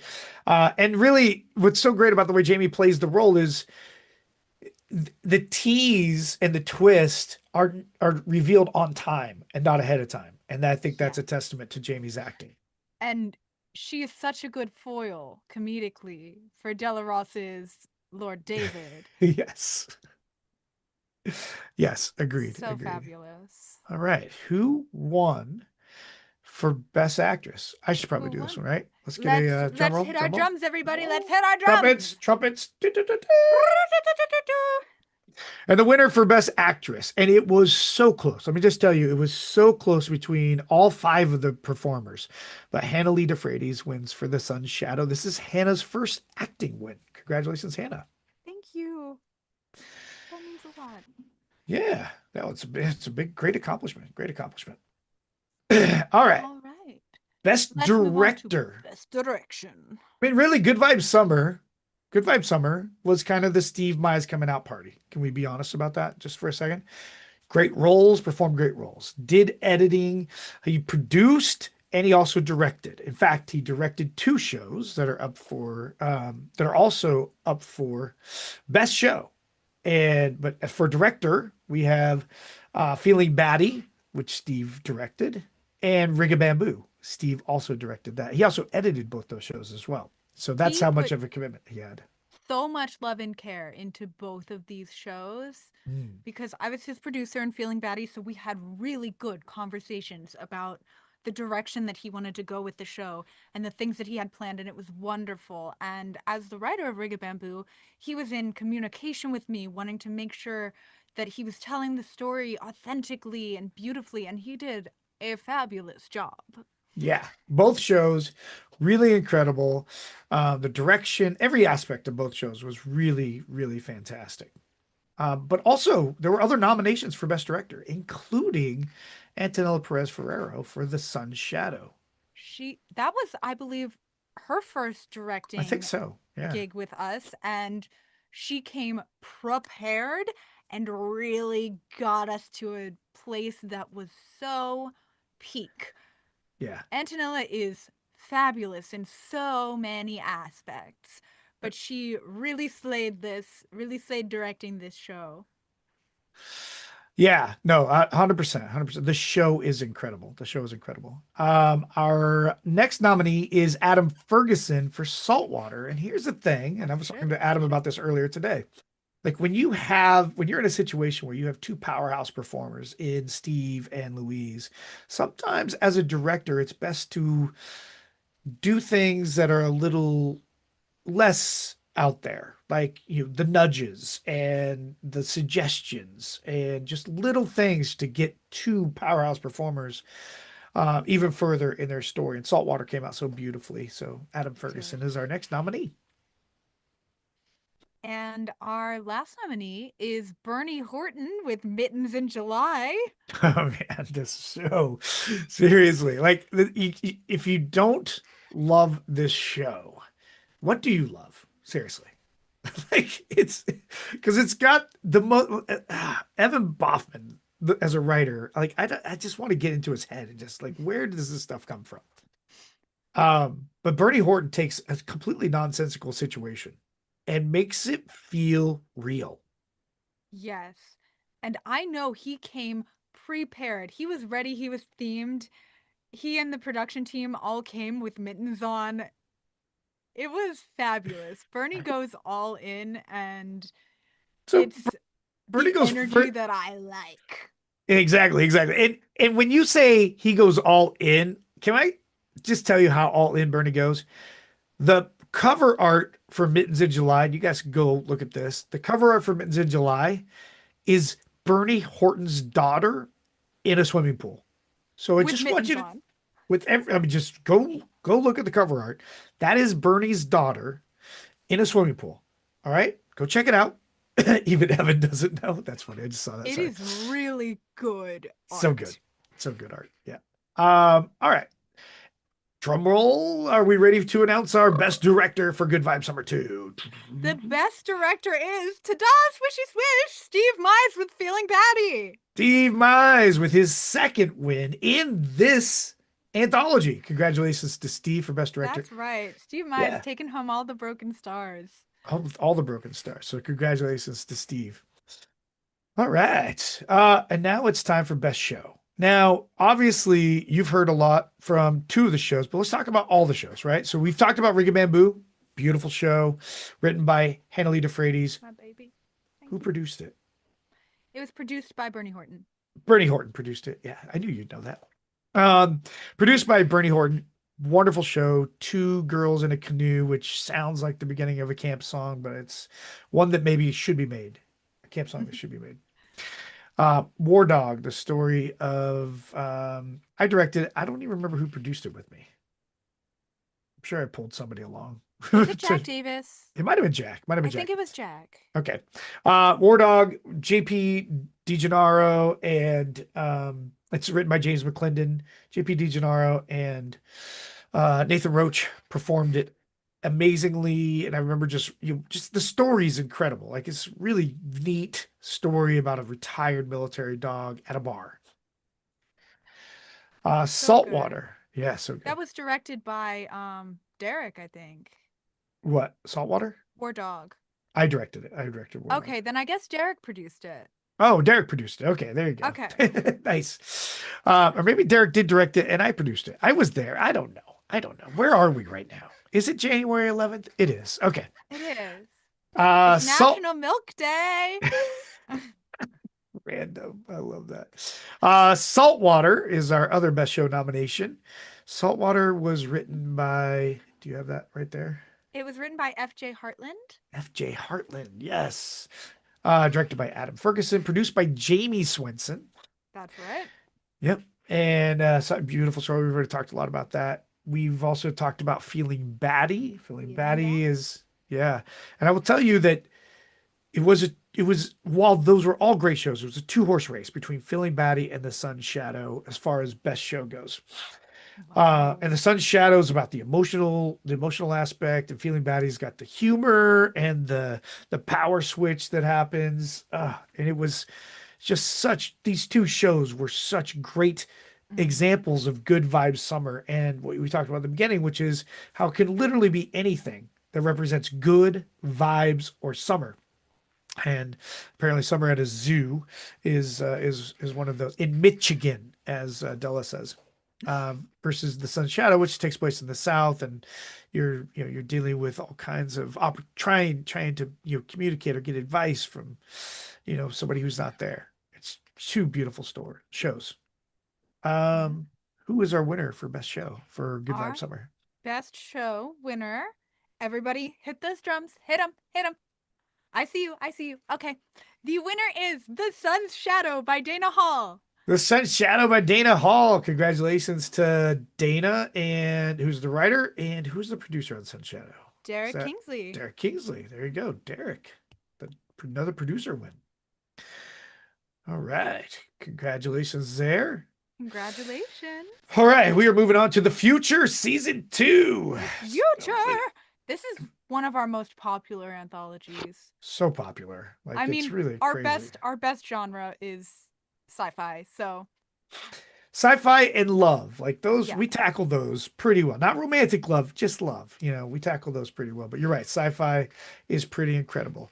Yeah. We're gonna start with the editing. The editing was basically, first of all, it was me and Yana. We were the two that did it. Yana and I were, because Bob was wrapped up with Choose the Bear, and so we ended up with it was Yana and I editing 21 shows. Yeah. Everybody Oh, give them a clap. Drop a I clap know, because right? they were editing all of those shows, but also editing the Halloween anthology at the same time. Yep. And they were able to get all of those shows out on time. Uh, So, and they were all good. So, everybody clap for them because they did such a good job. Thank your editors, guys. We right? love, we love. Ah, man. All right. So let's talk about best editing. Our nominees are myself and Yana. Uh, I was nominated for Love to You and Shipbuilding and Grief Grief Protocol. Protocol. Yep. And Yana was nominated for Day, Month, Year and Minor Deviations. What I would Those were say all is, heavy shows. yeah, very heavy shows, all heavy shows. And the complexity of each of these shows was pretty obvious in the editing process. And again, it's about lifting up the performers and making them feel like they're in the location. Immersion, sound immersion is so important to us. Um, yeah. And let's go ahead and announce the winner. So the winner, it's you, Joe. It's Joe Swenson in Love to You. Yeah, very, very close second though was Yana Ramos in Day Month Year. So it was so I won the experts, Day Month Year won the popular, and so it was very close. It was very close. We But love so it. congratulations to Yana as well. Like it was really close. All right, best supporting actor. Best supporting actor, our first nominee is JP DiGennaro in Biggest Fans in the After Times. Oh my gosh, he was so good. Who knew that JP could play like this cowboy-esque role? That was I don't know. Like it was so and he was the writer and the way he switched back and forth from being, yeah, I've got fans to I don't want these fans, essentially. It Yeah, was so good. so well done. And our next nominee is Bernie Horton, Day, Month, Year. my father from the future. Yeah, That's your what father Bernie from the said to future. me first day of production. Oh, First nice. thing he said was, I just need you to know that I am your father from the future. And he was so good in that role. He was. It was so good. And I mean, just like so positive. Like everything was so positive, and then you get to the end, you're like, and he still kind of has that a little bit of that positivity until you realize he might not make it. Yeah. Yeah. Our next nomination from the future is. Della Ross also in Day Month Year as Bernie's partner both in lab work and in life. And oh my goodness, took us to so many emotions, emotional roller coaster. Yeah. So well done. Yeah. So well done. Della was fantastic as Professor Atwood. Which I wrote the role specifically for him. So I wrote Day Month Year. I wrote the role specifically for him, and he crushed it. As he should. Our next nomination is Adam Ferguson, who played Zeus in Pandora 2.0.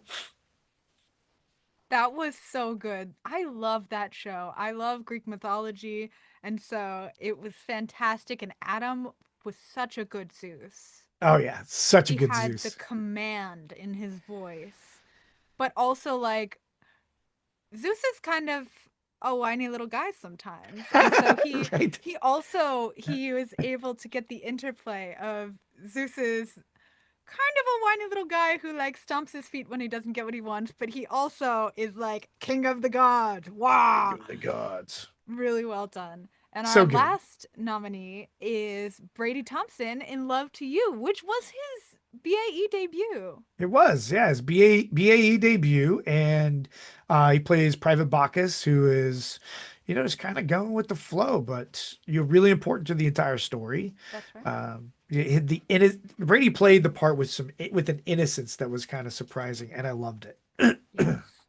Really well done. All right, here we go. So, Drum roll, toot your horns. And the winner is Della Ross in Day Month Year. Della gets a second win of the night. Woo! Second win of the night. Congratulations to That's Della right. for Day Month Year. All right, let's move on to um, Best Actress in a Supporting Role. Wonderful. Our first nominee is Claire Chadre in Sensories, which that show was so trippy, Oh and she man. was able to really play with her character going through these memories and being very confused and afraid, and it was so genuine and so well done. Yeah, agreed. Claire was fantastic in Sensories. Our second nomination is Jacqueline Hume for Minor Deviations. Everything is available for a price. Oh, Jackie is, first of all, if you've met Jackie, she is the sweetest human on the planet. Absolutely.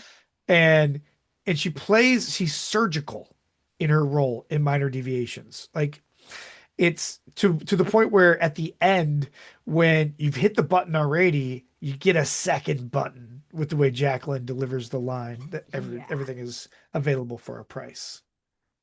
So good. So good. Our Yeah. next nominee is Kathy Tran in Thank You for Flying United. She plays a bot who is working the front desk at the um, At United. airport. Yeah, at the airport. Yeah. And Kevin, I think, is Yeah. stuck in this customer service loop with this bot, and they are so funny. I mean, the show itself is pretty incredible because if you think about like technology, sometimes, causes issues in older generations anyway. Think about how that's going to be, in 10 or 15 years when AI takes over everything, which is essentially what this was. And the irony is that United came out with at the same time that we released this show, and it was just a coincidence, but with 4,000 laying off 4,000 employees worldwide because they were switching a lot of it to AI. Ugh. Yeah. Blech. Yeah. Everybody drop a bleh in the chat. Please, thank you. Um, But Kathy was fantastic. Kathy was so good. She has such a great voice and she has such a good timbre in her voice. It's so cheery in this role and So I cheery. love it. Next we have Emily Morse Lee Love to You. Oh, Yeah. So Emily plays a corporal who yeah. is really, I mean, and she does such a great job with military type roles anyway. But this one comes with a conscience. This role comes with a conscience. And, Mm-hmm. to the point when she realizes what the demise that's about to be sprung on Emma Euclides and Bentley, essentially, that it's, it makes her sick and just beautiful how the show comes out. Like it's She just, balances those complicated emotions so well. yeah, absolutely. Agreed. Our final nominee for Best Actress in a Supporting Role is Rosemary Slade in Dame on the Year. She played the best friend, the maid of honor, and she was so good. She brought supportive vibes, but also like, "Hey girl, you're being delulu. Um, exactly I'm gonna talk you down" kind of vibes, and right. she ate that up. Ate that up. Ate that up. And the winner for Good Vibe Summer, Best Supporting Actress, is drumroll horns. Emily Morsley and Love to You. Congratulations to Emily. This is Emily's first win with Broken Arts Entertainment. Congratulations. Woohoo. Yay! So fabulous. So Let's move fabulous. on to Best Actor. Best Actor. All right. A name that you're familiar with. We'll start with Steve Mize, who plays Menzies from Shipbuilding. That's Um, right. and all the performances from our best actors are truly remarkable. So we have four best actors for the five awards, and really remarkable. But Steve Mize is Menzies, the screaming, the amount of work, and I saw it firsthand because I directed it, but the amount of work that Steve put in to Menzies was incredible. And the way the including like I don't think you could like conceptually how do you manage feeling like you've been taken completely apart and put back together molecule by molecule. And Steve takes that on and crushes it. Yes. So good. Our Our second, next nominee, go ahead. our next nominee is Derek Kingsley in Love to You, who he was the main character, the driving force of Love to You, and he has to make a really tough decision, and it's dark and it's scary, and he plays that role so well. So well. So well. Our next nominee is Sean Polite for Minor Deviations. Yeah. Yeah, Sean, yeah, I mean, it's a great, first of all, great role, and he does a great Mm-hmm. job without giving away the fact that he kills his wife. And I don't want to give away the twist ending because you gotta listen to Minor Deviations, but he doesn't give that away. And so there's this sense behind it all where you're like, Sean is absolutely nailing it. And thank God I am not on the wrong side of Sean. That's all I'm saying. Yes. And our next nominee is actually also Sean Polite for All for One. Yeah, a total change in roles from Minor Deviations, where Sean Polite is more of the rebel this time in the Yeah, and story. he's so earnest and sweet as well in that role. He's there because him and Antonella are reciting Romeo and Juliet, but he's also singing at the top of his lungs in the park, and Yeah. it's so good. You have to go listen to that show. It's dystopian, but it's also earnest and it's sweet. Hmm. Just go check it out. And Go our check it last out. nominee is Cole Zuback for 10 minutes to go. So Cole does an amazing job. First of all, Cole's an incredible actor to start yeah, with, but add in the element that you have 10 minutes left in your life and you've made the decision and you're on this roller coaster or Ferris wheel, roller coaster. roller Yeah, coaster, quick yeah, okay. bike. Yeah, that's right. So you're on this roller coaster that's gonna end your life. But then you meet someone and the way Cole plays the character is fantastic. It's really, really incredible. Really good job. Our winner for Best Actor for the future is Hit your xylophone. oh, hit your xylophone. Ding ding ding ding ding. Our winner is Derek The Kingsley in Love to You. Derek Kingsley, listen, when you listen to Love to You, if you haven't done so already, the primordial yell that he has, agonizing over the decision that he has to make, it's worth it completely. It's so good.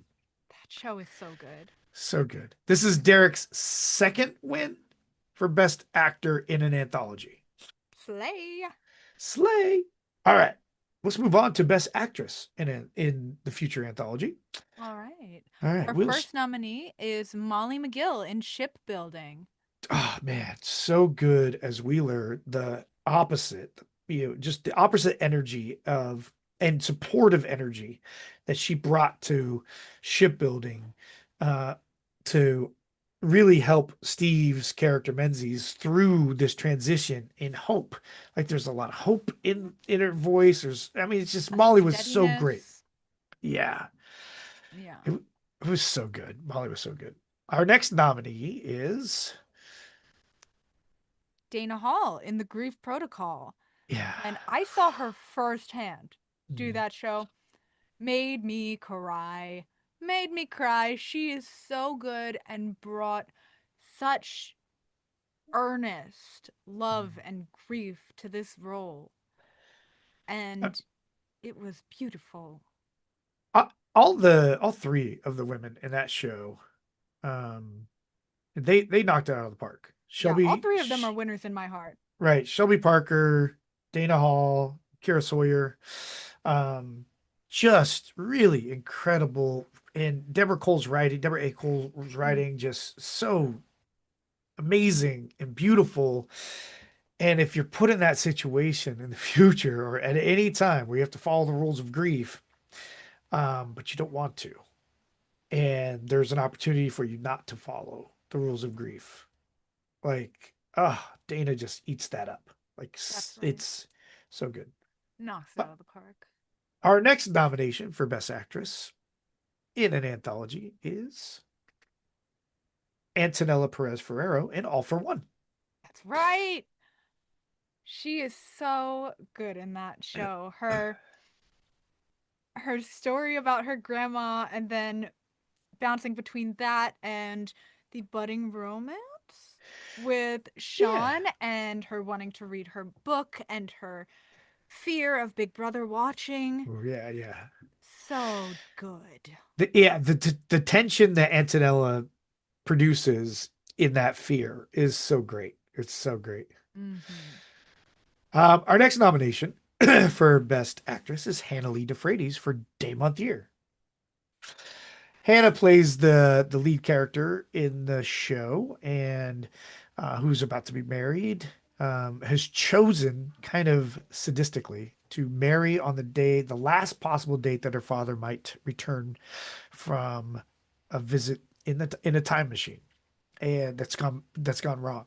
And there's so many complex feelings and complexities in general to the whole story, and Hannah does it outstandingly. Thank you. Our last nominee is Jamie Swenson in Minor Deviations. She plays all of the androids and the wife, and she is able to differentiate through the minor deviations. See what I did there? I On see what you did. all four of them. Yeah, she did such a great job. So Yep, proud of the. I'm really proud of the work that all five of the actresses did. I mean, really everybody in the Future Anthology did such great work, and everyone we did. rose the bar again in 2020, 2025. We're going to do it again in 2026. That's right. Yeah. All right. And the winner is toot your horns, play your xylophones. If you Ding, happen to ding, have a ding. recorder, leave that in the chest. Um, Hannah Lee DeFreitas for Day Month Year. Congratulations to Hannah. Thank you. All right. All And that right, moving on to best direction. best direction. Our Our nominees. So I'll talk real quick about the nominees and then we'll get to the award. But the nominee, first of all, directing audio drama. I know I was talking to somebody the other day and they were like, oh, it's got to be much easier than directing like stage and directing um directing film or anything like that. I'm like, and I don't know. Like I don't know if it's better than easier than directing film. It's not easier than directing stage though, because it goes from being how big you can get and expanding limits to how intimate you can get and still expand limits and Yeah. build chemistry through Zoom, which is our platform that we use to interact with. And, you know, it's a lot of it, and a lot of it comes from the preparation. So a lot of it's the preparation. And yeah, for sure, a director's commitment is not as big in audio as it is in theater.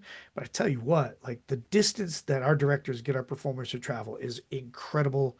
And our direct nominees for best director are Antonella Perez Ferrero for Two of Every Animal, Jack Davis, 10 Minutes to Go, Jamie Orenstein for All for One, myself for Love to You, and Jamie Swenson for Day Month Year. And really, we could go on about all five of these Yeah. directors. Um, but in the interest of time and excitement, let's just announce who the winner is. The winner is drums, drums, drums. Jamie Swenson in Day Month Year. This Yes. was this was Yes. Jamie's debut as a director. This is the first show that she directed with Broken Arts Entertainment. We love to see it. Love, Congratulations, Jamie. congratulations, Jamie. All right, so that brings us to the best show. And our five show nominees are very familiar. We've talked about most of these shows. Yep, all of Anyway, them. yeah, Minor Deviations. Who wrote Minor Deviations? I should have this list somewhere. Why Minor don't I have it? Deviations was written by Aaron Osgood Osgood, Aaron Osgood. Yes, yes. And who and was the produced produced? by Ian Ashland. Oh, Ian. Hello, Ian. We I love know. Ian up in this Yeah, house. up in this house. And then Shipbuilding was written by Steve. I'm Scott Scott Sickles, Sickles. Scott Sickles. Um, gosh, who produced that? Was that? produced by Jamie Swenson. Oh, that's right. It was a team thing. Yeah, she was upstairs. I was downstairs. It was fun. Uh, Grief Protocol was written by Deborah A. Cole and Deborah A. produced Call, by produced by me. Hannah Lee DeFreitas. Great. Love to You was directed by Joe Swenson and produced by, Produced by Cole Zubak oh and yeah, written Cole by Zubak. Larry Bliss. That's right. Yep, written by Larry Bliss. Day of Year was written by Joe Swenson and produced by Yana Ramos. Yana. That's right, Yana. All right, great. All right. Sometimes it's a revelation up here in this booth that I'm in. All right, and the winner for best show of the future anthology is Day Month Year! Day Month Year. Yes! Congratulations to everybody that worked on Day Month Year. It was a success. All right, we're gonna go through the Halloween edition a little bit faster, just because I mean, first of all, it's great and everything, but all of the writers were in-house, so it was an Yeah, in-house submission process, and we ended up with 13 pretty great shows out of the Halloween anthology. So we did. we'll start editing, and I'll list the nominations and maybe something quick about each one, and then you can announce the winner. Does that work? All We'll right, change it up a little. cool. All right. For editing, it was Yana and Joe again. Myself, we were the ones that edited everything for the Halloween anthology, pretty much at the same time that we were doing the future, and also like up against it because we decided that not only we're going to produce and edit 13 shows, we were going to do it in a 4-day span. Yeah, that's Yeah, and really they really did small. it too. Oh my gosh, it They was so did it. crazy. So crazy. There were a couple of mistakes in there, but yeah. All right. So nominees for best editing were Yana for The Haunting of Professor Grimsby's House Home for Wayward Spirits. This Is Our Spring, that's me.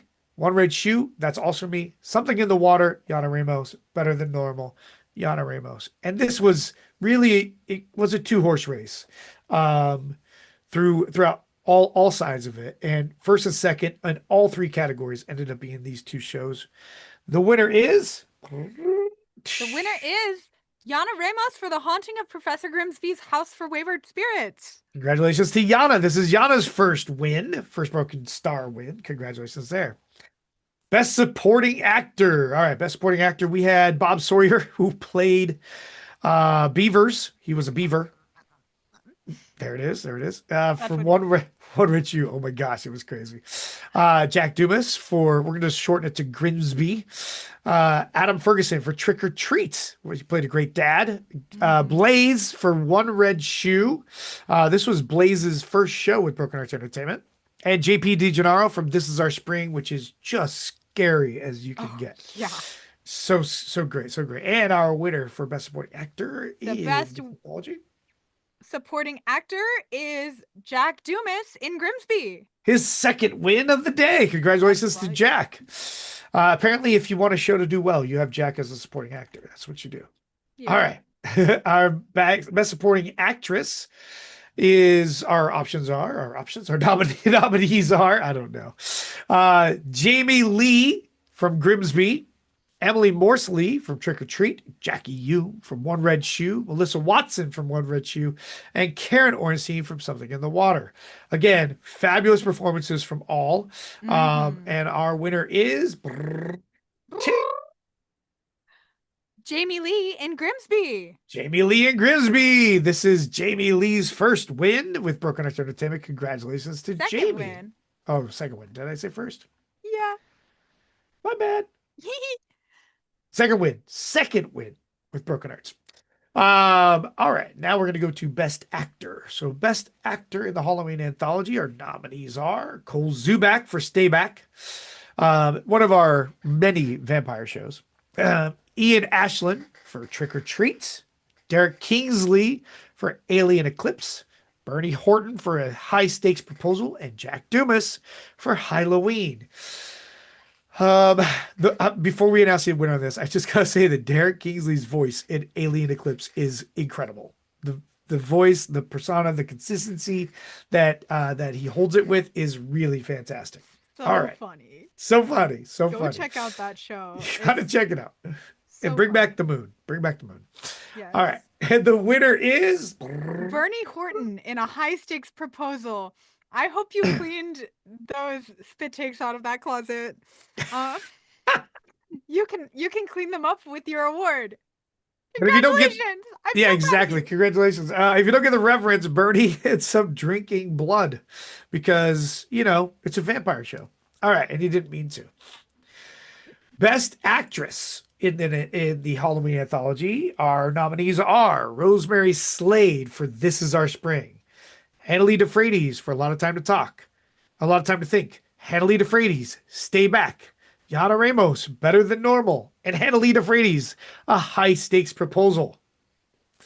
And our winner for Best Actress, first of all, incredible performances across the board. Yana's performance and the noises that they make in Better Than Normal are incredible, incredibly fantastic. And Rosemary Yes. and what she does in This Is Our Spring and how she gets rid of her Irish English accent to play this person. And oh my gosh, just so scary and committed, So so committed. so well done though. And the winner is The winner is Rosemary Slade in This Is Our Spring. Rosemary. This is Yay! Rosemary's first win, right? First win? Yes. Yeah, first win. Okay. Uh Best director in the Halloween anthology. We had some really great shows, and some really just really high thinking shows. Yeah. We had The Haunting of Professor Grimsby's Home for Wayward Spirits, director Cole Zuback. This Is Our Spring, Randy Hunt. Something in the Water, Bernie Horton. One Red Shoe, me. High Stakes Proposal, Yana Ramos. Yeah. Again, all five, and that was Yana's first directing experience, and it's kind of a theme. First time you direct, you'll also get nominated, apparently. Yeah. Yeah, that's the way it works. All right. And our winner for Best Director in the Halloween anthology is Cole Zuback with Grimsby. yeah, Cole Zuback with The Haunting of Professor Grimsby's Home for Wayward Spirits. First of all, you're controlling so many. There's 6 actors in the show, and they're all over the place. And there's all these vignettes, these little scenes as they're building the story. And Cole did a wonderful job of doing. He not only was he the director, but he was also the producer. He did a great job And managing the chaos. exactly. It was so good. I will tell you though, and this is important, is that this could have gone another way. So best director and best show both could have gone another way. And I'll get to that in a second. Um, best show. The five nominees are A High Stakes Proposal. That was written by Jenna Jane. And who produced that? That one was complicated. There were a few last Oh, minute yeah, that's changes, right. and so there wasn't really a producer, but also there was because the three of us were all producers, Yana, Bernie, and I. So it was Right. kind of like produced by all of us. Nice. Yeah, yeah. Yeah, Actually, I think that's the way most of the shows went. This Is Our Spring is also nominated for Best Show of the Halloween Anthology. And that was written by Dana Hall. And it was produced uh, by you. I produced it. Yep, I produced it. Something in the Water. Who wrote that? Who I wrote that? did. I know. Hannah Lee DeFreitas wrote that. And I don't know who produced it because apparently I don't know who produces anything It was today. produced by Derek Kingsley. Derek Kingsley. All right. One Red Shoe. This is the first show that Bernie Horton has ever written. And it's nominated for Best Show. It's really Yeah. great. Yeah, really great. Love it. And produced by, It was produced by Bob Sawyer, oh yeah, our Bob beaver Sawyer, in chief. our beaver in chief. I don't know. That's it. And then The Haunting of Professor Grimsby's Home for Wayward Spirits, which was written by myself and produced by Cole Zubak. Produced by Adam Ferguson. Oh, Adam Ferguson, my bad. Directed by Cole Zubek. Got it. All right. Sorry about that. Directed by Cole Zubak, produced by Adam Ferguson. Let's get a drum roll. Ding. And the winner is The Haunting of Professor Grimsby's House for Wayward Spirits. Yeah, it's such a crazy. It's definitely not the style I typically write with. I will say that. But it was a great show, and Cole did wonders with it. Yes. And so all the performers were fantastic as well. Congratulations, Halloween folks. All right, we are down to our final section, and then we're going to get to the ARC Awards. Yes. All right, so the we're to series or standalone. And so really, I mean, technically we had all these spin-offs that count as series, individual series. We have A Fragile Mind, we have Break Room 11. I'm sorry, Fragile Mind and the spin-offs. We have Just in Time, we have Choose the Bear, which if you haven't had a chance, we've now fully released it on YouTube. It'll be fully released on podcast platforms next week. That's right. But if you haven't had a chance to listen to it, please go listen to it. Choose that Uh, bear. Choose that bear. And one standalone, 9 Miles from Maryville. And I'm going to talk about standalones here in a minute, but one standalone, 9 Miles from Maryville. All right, we're going to start with best editing. And literally, this was a runaway. So the nominees were Bob Sawyer, Choose the Bear, Claire Shadray and Yana Ramos, and myself for Break Room 11, myself for Fragile Mind, myself for Just in Time, and myself for new 9 Miles to Maryville. But the winner was a runaway. It's not even close. The amount of hours that this man poured into the show is just incredible. The level of detail that he gets to is so granular. It's really a masterclass in editing. If you guys ever get a chance, when you listen to it, listen to the little things. Listen for the little things. Really a phenomenal job. Absolutely. The winner The winner is is Bob Sawyer for Choose the Bear. congratulations, Bob. Yes. Well Congratulations, earned. Bob. Well earned. Congratulations. Best supporting actor is we'll start with we'll go through the nominations a little quicker as well. We have JP DiGennaro for At the Cabin for the role of Dale, the pizza guy. So great. So great. So good. Uh Paul Della Ross for Choose the Bear as Leland Ulrich. Steve Mize, Choose the Bear for Zed Ames. Bernie Horton, Break Room 11 for Gabriel, which ironically, if you don't know, maybe I shouldn't tell you. Yeah. Should I tell him? Don't tell him. No. Well, there's a connection between Bernie Horton and JP DiGennaro. I'll say that. How's that? Yeah. Is that good enough? Yeah. They're Go characters. listen to the show. Find out for yourself. Go listen to the show, find out for yourself. And Ian Ashland for Fragile Mind Season 2. And the winner for Best Supporting Actor is Ian Ashland in A Fragile Mind Season 2. Ian Ashland plays the clairvoyant Copen Geese who is sick. We love Copen in this house. We do love Copen. Best actress in a supporting role. All right, our nominees are, I'm sorry, best supporting actress in a supporting role. Our nominees are Dana Hall, Choose the Bear as Aura Miklas, Molly McGill, Empowered Minds, as Cam, the producer. Meredith Nudo as Nippy in Choose the Bear. Claire Shadray as Shelley Pendergrass in A Fragile Mind Season 2. And Claire Shadray as Penny Pincier, a French operative who's budget conscious, in Just in Time. And the winner is. The winner is Meredith Nudo for Choose the Bear, my favorite Roomba. Congratulations to Meredith. What? All right.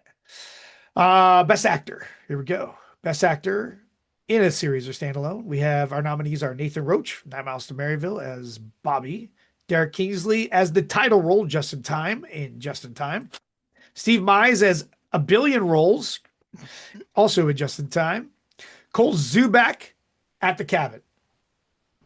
And so, yes, we only have 4 nominees for Best Actor. And the winner is. The winner is Derek Kingsley in Just in Time. Derek Kingsley, Just in Time. All right. Best Actress in a series or standalone. Our nominees are Dana Hall in 9 Miles to Maryville. A lot of household names here. We have Hannalee DeFreitas from A Fragile Mind as Samantha Saunders. We have Hannalee DeFreitas as Lieutenant Callie Winter in Choose the Bear. We have Antonella Perez Ferrero as Diana Ames in Choose the Bear. And Jamie Swenson as Lorelai in Break Room 11. And I mean, all amazing performances. If you're not listening to our series, what are you doing with your life right now? The winner is. Antonella Perez Ferrero in Choose the Bear. Congratulations to Antonella. This is Antonella's first win with Broken Arts Entertainment. I think. I believe so. All right. Okay. Best direction in a series or standalone. Our nominees are 9 Miles to Maryville. That's me. A Fragile Mind Season 2. Also me. Break Room 11. Ian Ashland. First time I let somebody in any of my series direct something of mine.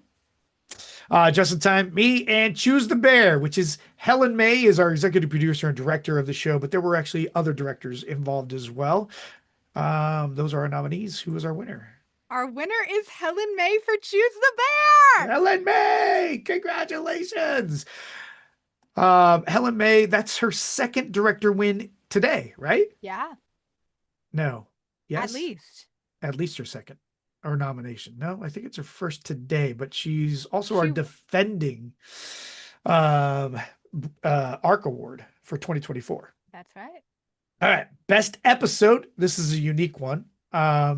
We had episode 6 from Choose the Bear, episode 7 from A Fragile Mind Season 2, episode 1 of Just in Time, episode 13 of A Fragile Mind Season 2, and episode 8 of Choose the Bear. So you can have panic attacks or puns. Panic attacks or puns, which is really 4 of them are panic attacks. 1 of them's a pun. So, and who did everybody choose? Who everybody chose? Picked. Okay, hit your drums, hit your drums. I'm not joking when I say the winner is episode 1 of Just in Time, Dallas Fort Worth. There we go. Fabulous. Wow. All right. Best show for series or standalone. And this one was really tight because I'll tell you, so 9 Miles to Maryville is incredible. Break Room 11 is fun and it's interesting. It's a great spinoff. Just in Time is way fun and incredible. It's a ton of fun. But it really came down to A Fragile Mind Season 2 and Choose the Bear. And I will tell you that Fragile Mind Season 2, or Fragile Mind period, had over 150,000 views, listens, downloads this year. So as far as that component, blew all of anything else away, right? Yeah, so blew everything away. And actually second was Just in Time with over 25,000 downloads, views, listens, whatever, across all of our platforms. But the experts chose Choose the Bear as the winner, and the popular vote was Choose the Bear as the winner. And so Choose the Bear is your winner for best series or standalone. Whew. All right. An hour and a half into this, we're finally through the Broken Star Awards. Woo! What? Congratulations, everybody. We did it. Sort of. We did it. All right. The next part. Congratulations, Broken Stars. All right. Deep breath. 36 Broken Star Awards. And if you're watching at home thinking that was a lot, you're right, because it was supposed to be. Listen, Broken Arts doesn't do one size fits all. We celebrate the ecosystem. the performers, the directors, the editors, the writers, because none of this exists without every link in that chain holding. And I want to add something here. Broken Star Awards are about honoring excellence inside our year, inside our community. But now we shift to something different. Mm. Now we move into the awards that represent the highest level of what Broken Arts puts into the world. Exactly, because we're going to put it into the world. The next awards aren't best in category, they're best of the best.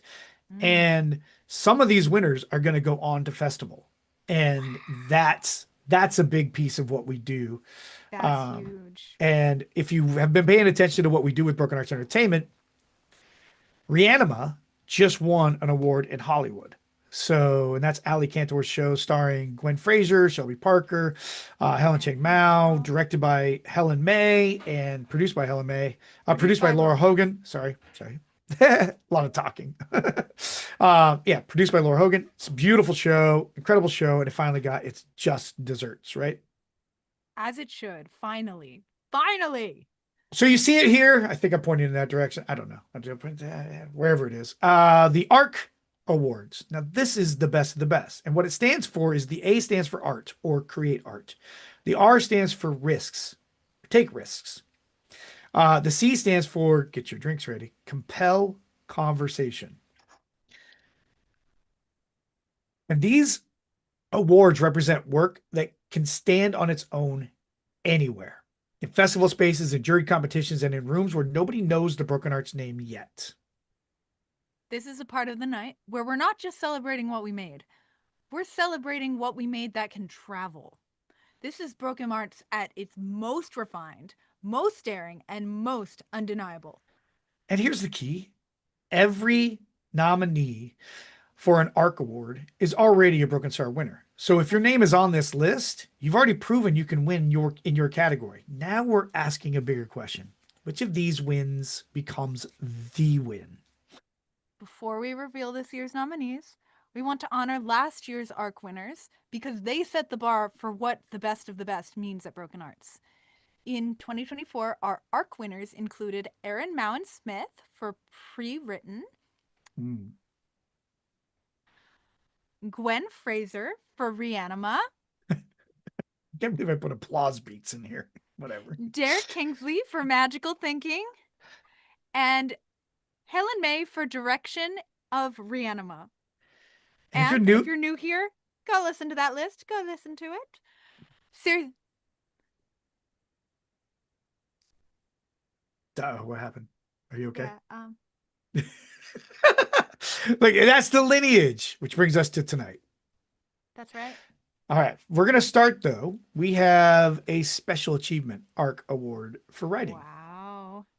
So That's big. this year we received over 1,200 scripts to choose from for our anthologies. 1,200 scripts. That's a lot of scripts. And this person's scripts continuously rise to the cream of the crop, the top of the heap. I think there's a song in there somewhere, but I don't have it. So we're going to open the ARC Awards with a recognition that's honestly historic for us. The Yeah. Special Achievement ARC Award for Writing goes to Scott Sickles. Scott is the first writer in Broken Arts history to write a show selected in each of our public submission anthologies. In Loved Ones, it was Guten Tag Baby. In Good Vibe Summer, Badger and Frame. And in the future, Shipbuilding. Like that kind of consistency across tone, theme, and anthology style is rare, and it deserves its own moment. So, Scott, Yeah. thank you for trusting Broken Arts with your work, and congratulations. And chat, if you've ever listened to one of Scott's shows, drop a line. Let him feel the room. Yeah. I see it. I see it. I see the chat. It's alive. Good. Get that hype. Get that hype. Get it up. Get it up. All right. Our first competitive ARC award category is Best Supporting Performer in a Male Role. These performers didn't just support the story, they changed what the story could be. The nominees are Anthony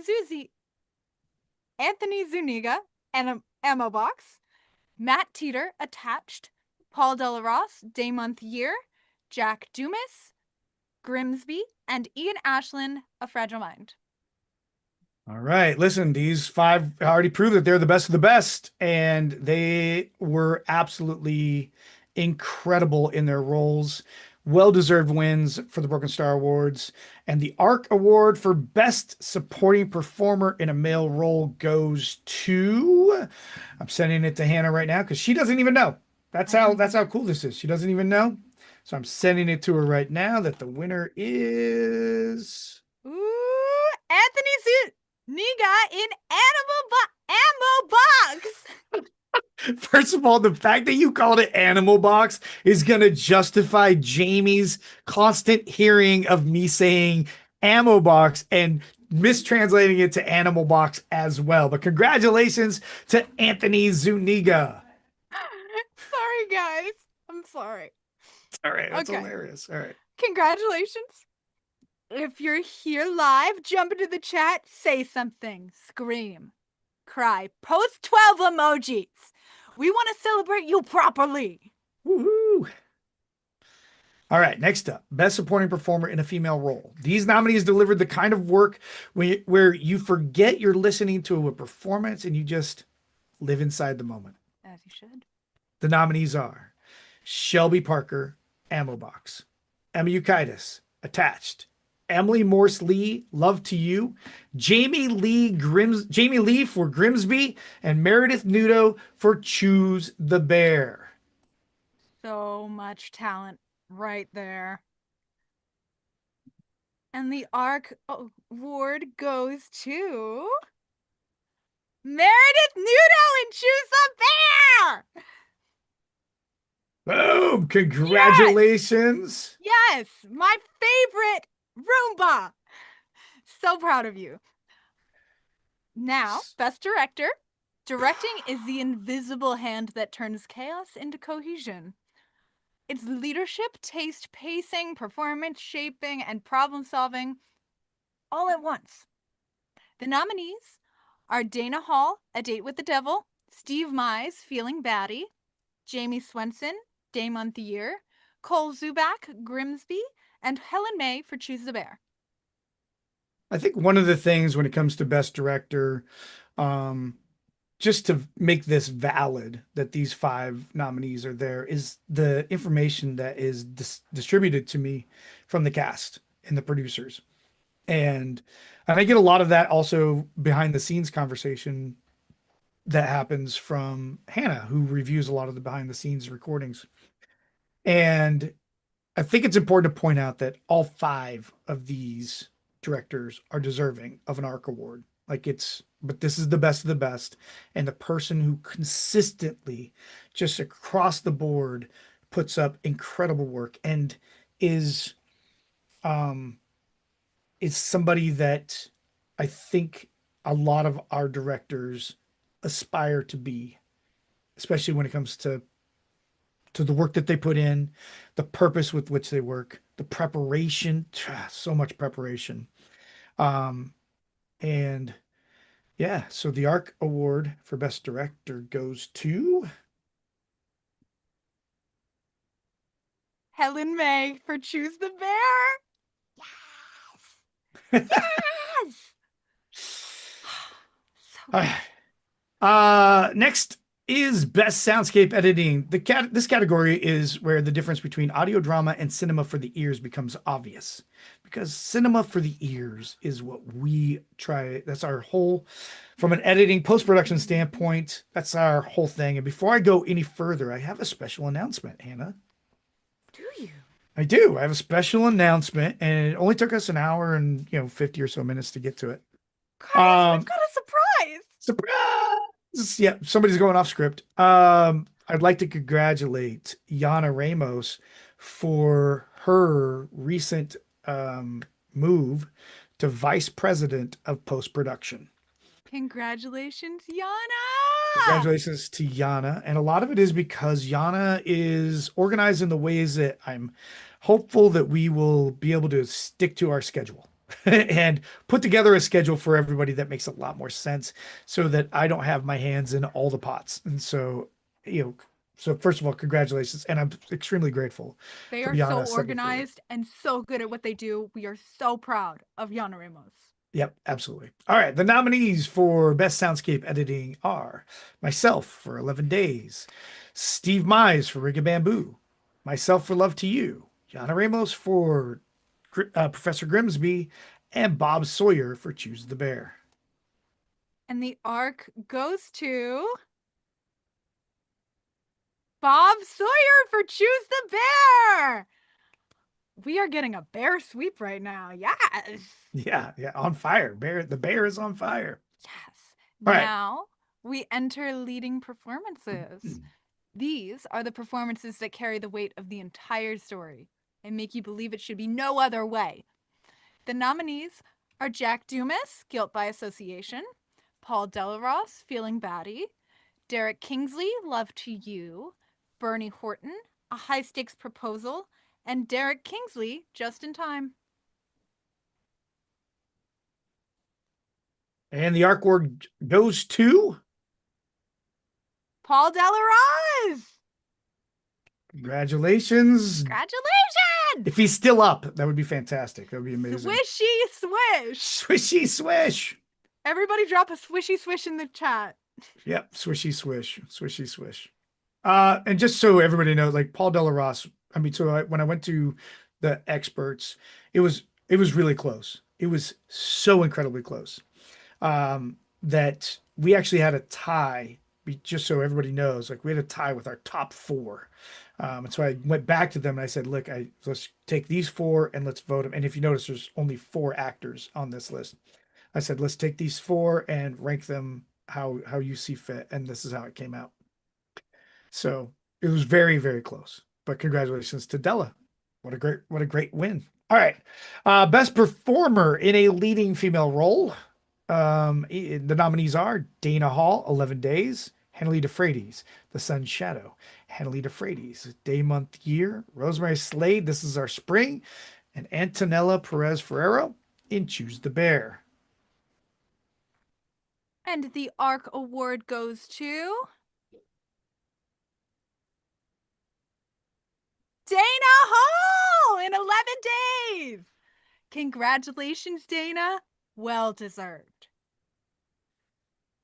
Very well deserved. Yeah. I mean, iconic. Absolutely. And now this is the big one because Best Show isn't just writing, it isn't just directing, it isn't just performance. It's the moment where everything aligns.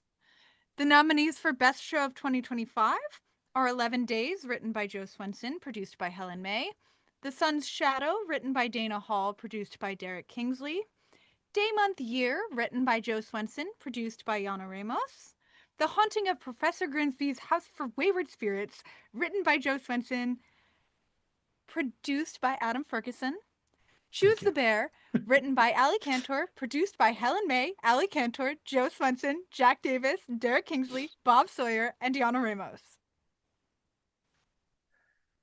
Whew. These are 5 shows that represent Broken Arts at full power. Mm-hmm. And the ARC Award for Best Show of 2025 goes to.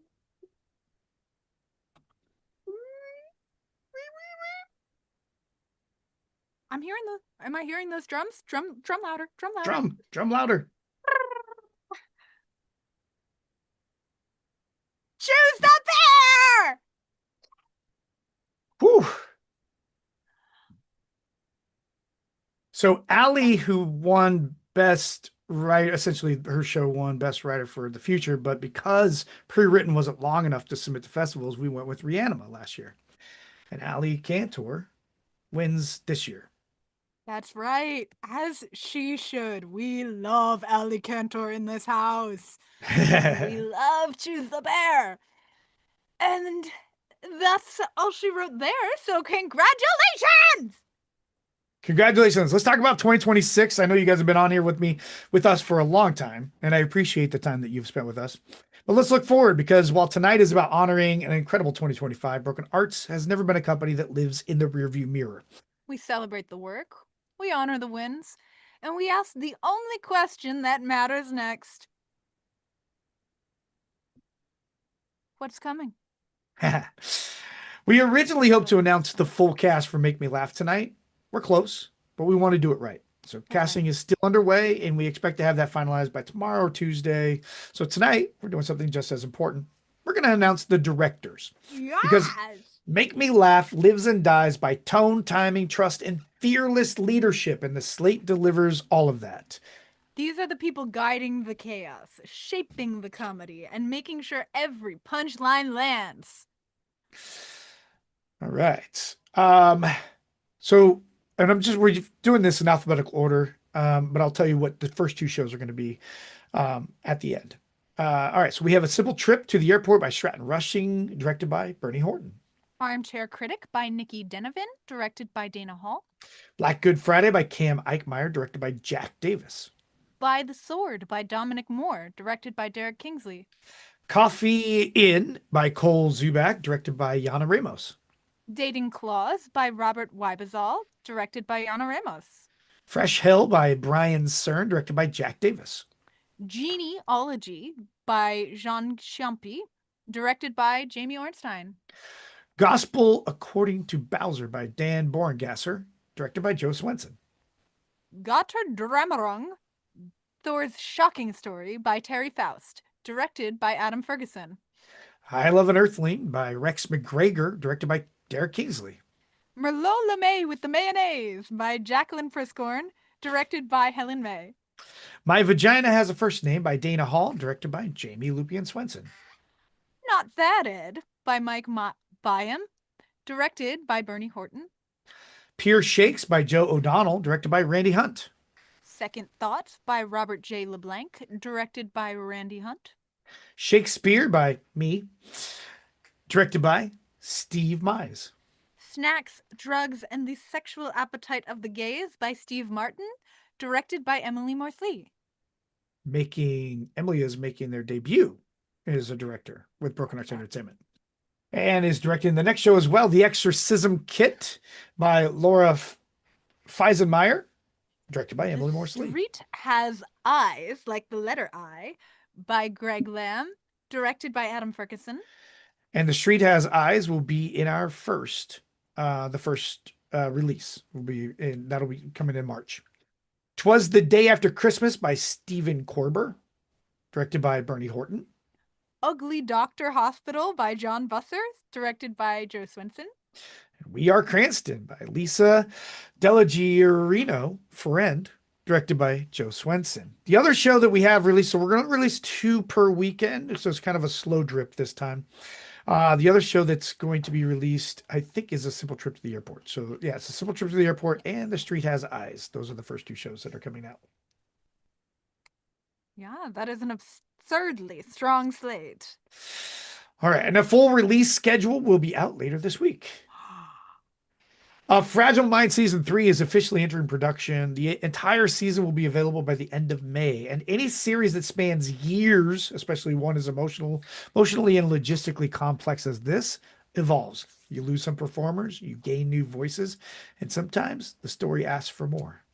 So let's start where the story starts. We begin with the four.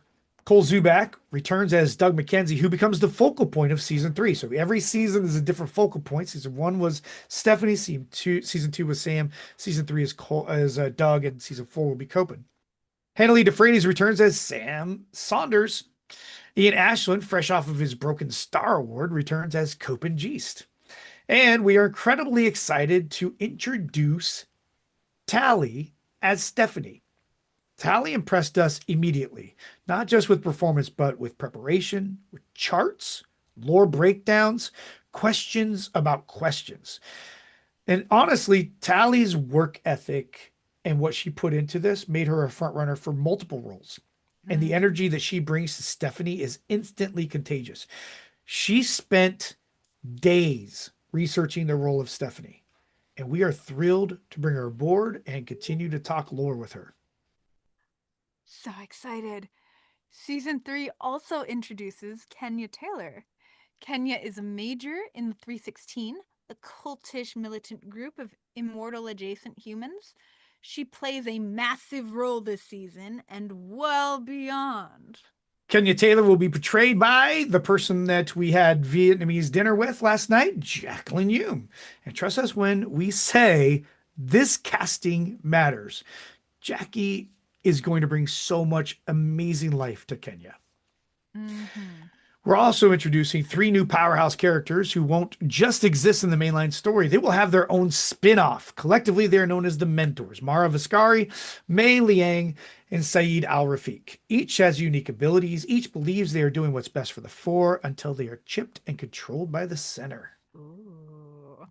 These roles will be brought to life by Alison Cossett as Mara, Emily Morse Lee as May, and Leo Karagamambi as Saeed. This trio is about to change everything. Woo. And every story needs an antagonist. This one has more than you can count, though. So we welcome back Claire Shadray as Shelley Prendergast, CEO and governess of the Commonwealth. We also welcome to the fray Kevin Lowney as Dr. Thomas Himmel, the German neuroengineer and architect behind the center's most disturbing work. Ooh. Returning to roles across the main line and spin-offs, we have Shelby Parker as Carrie, JP DeGennaro as Dale, Steve Mize as David Bradley, Helen May as Dr. Kelly Emery, Bernie Horton as Gabriel, Nathan Roach as Jason, Jack Davis as Lettuce, Dana Hall as Nicole Firestrom or Carol, and Helen Cheng Mao as Tracy. And newly joining the AFMS world, we have Randy Hunt as Craig Monroe, Kathy Tran as the restaurant server, and Michael Blizzard as Commander Williams. And yes, many roles still to come. I've seen the scripts. There's more opportunities for y'all. Yes, so many more opportunities. And for those that truly love this story, the reimagined Letter Number Three novel will be coming out in May of 2026. It's three times larger than the original. I cannot wait to mark up my new copy. This is my old copy. I can't wait to mark up my new copy. 2026 is not slowing down for us. In February, submissions open for Loved Ones Season 3. In March, Willowhaven Project begins. In the summer, Just in Time returns. Just in time. Just in time. In June, The Future Season 3 open submissions, and in October, Make Me Laugh Season 2 submissions open. This year is so stacked, and it's Mhm. only January. We're celebrating a tremendous year, but an even bigger one is already unfolding. So the only question left is who will take home the Broken Star Awards in 2026? And who will earn the coveted ARC Awards? Ooh. Thank you all so much for being here. Thank you for believing in this work and trusting the process. And thank you for being part of Broken Arts Entertainment. Good night. And we'll see you in the stories.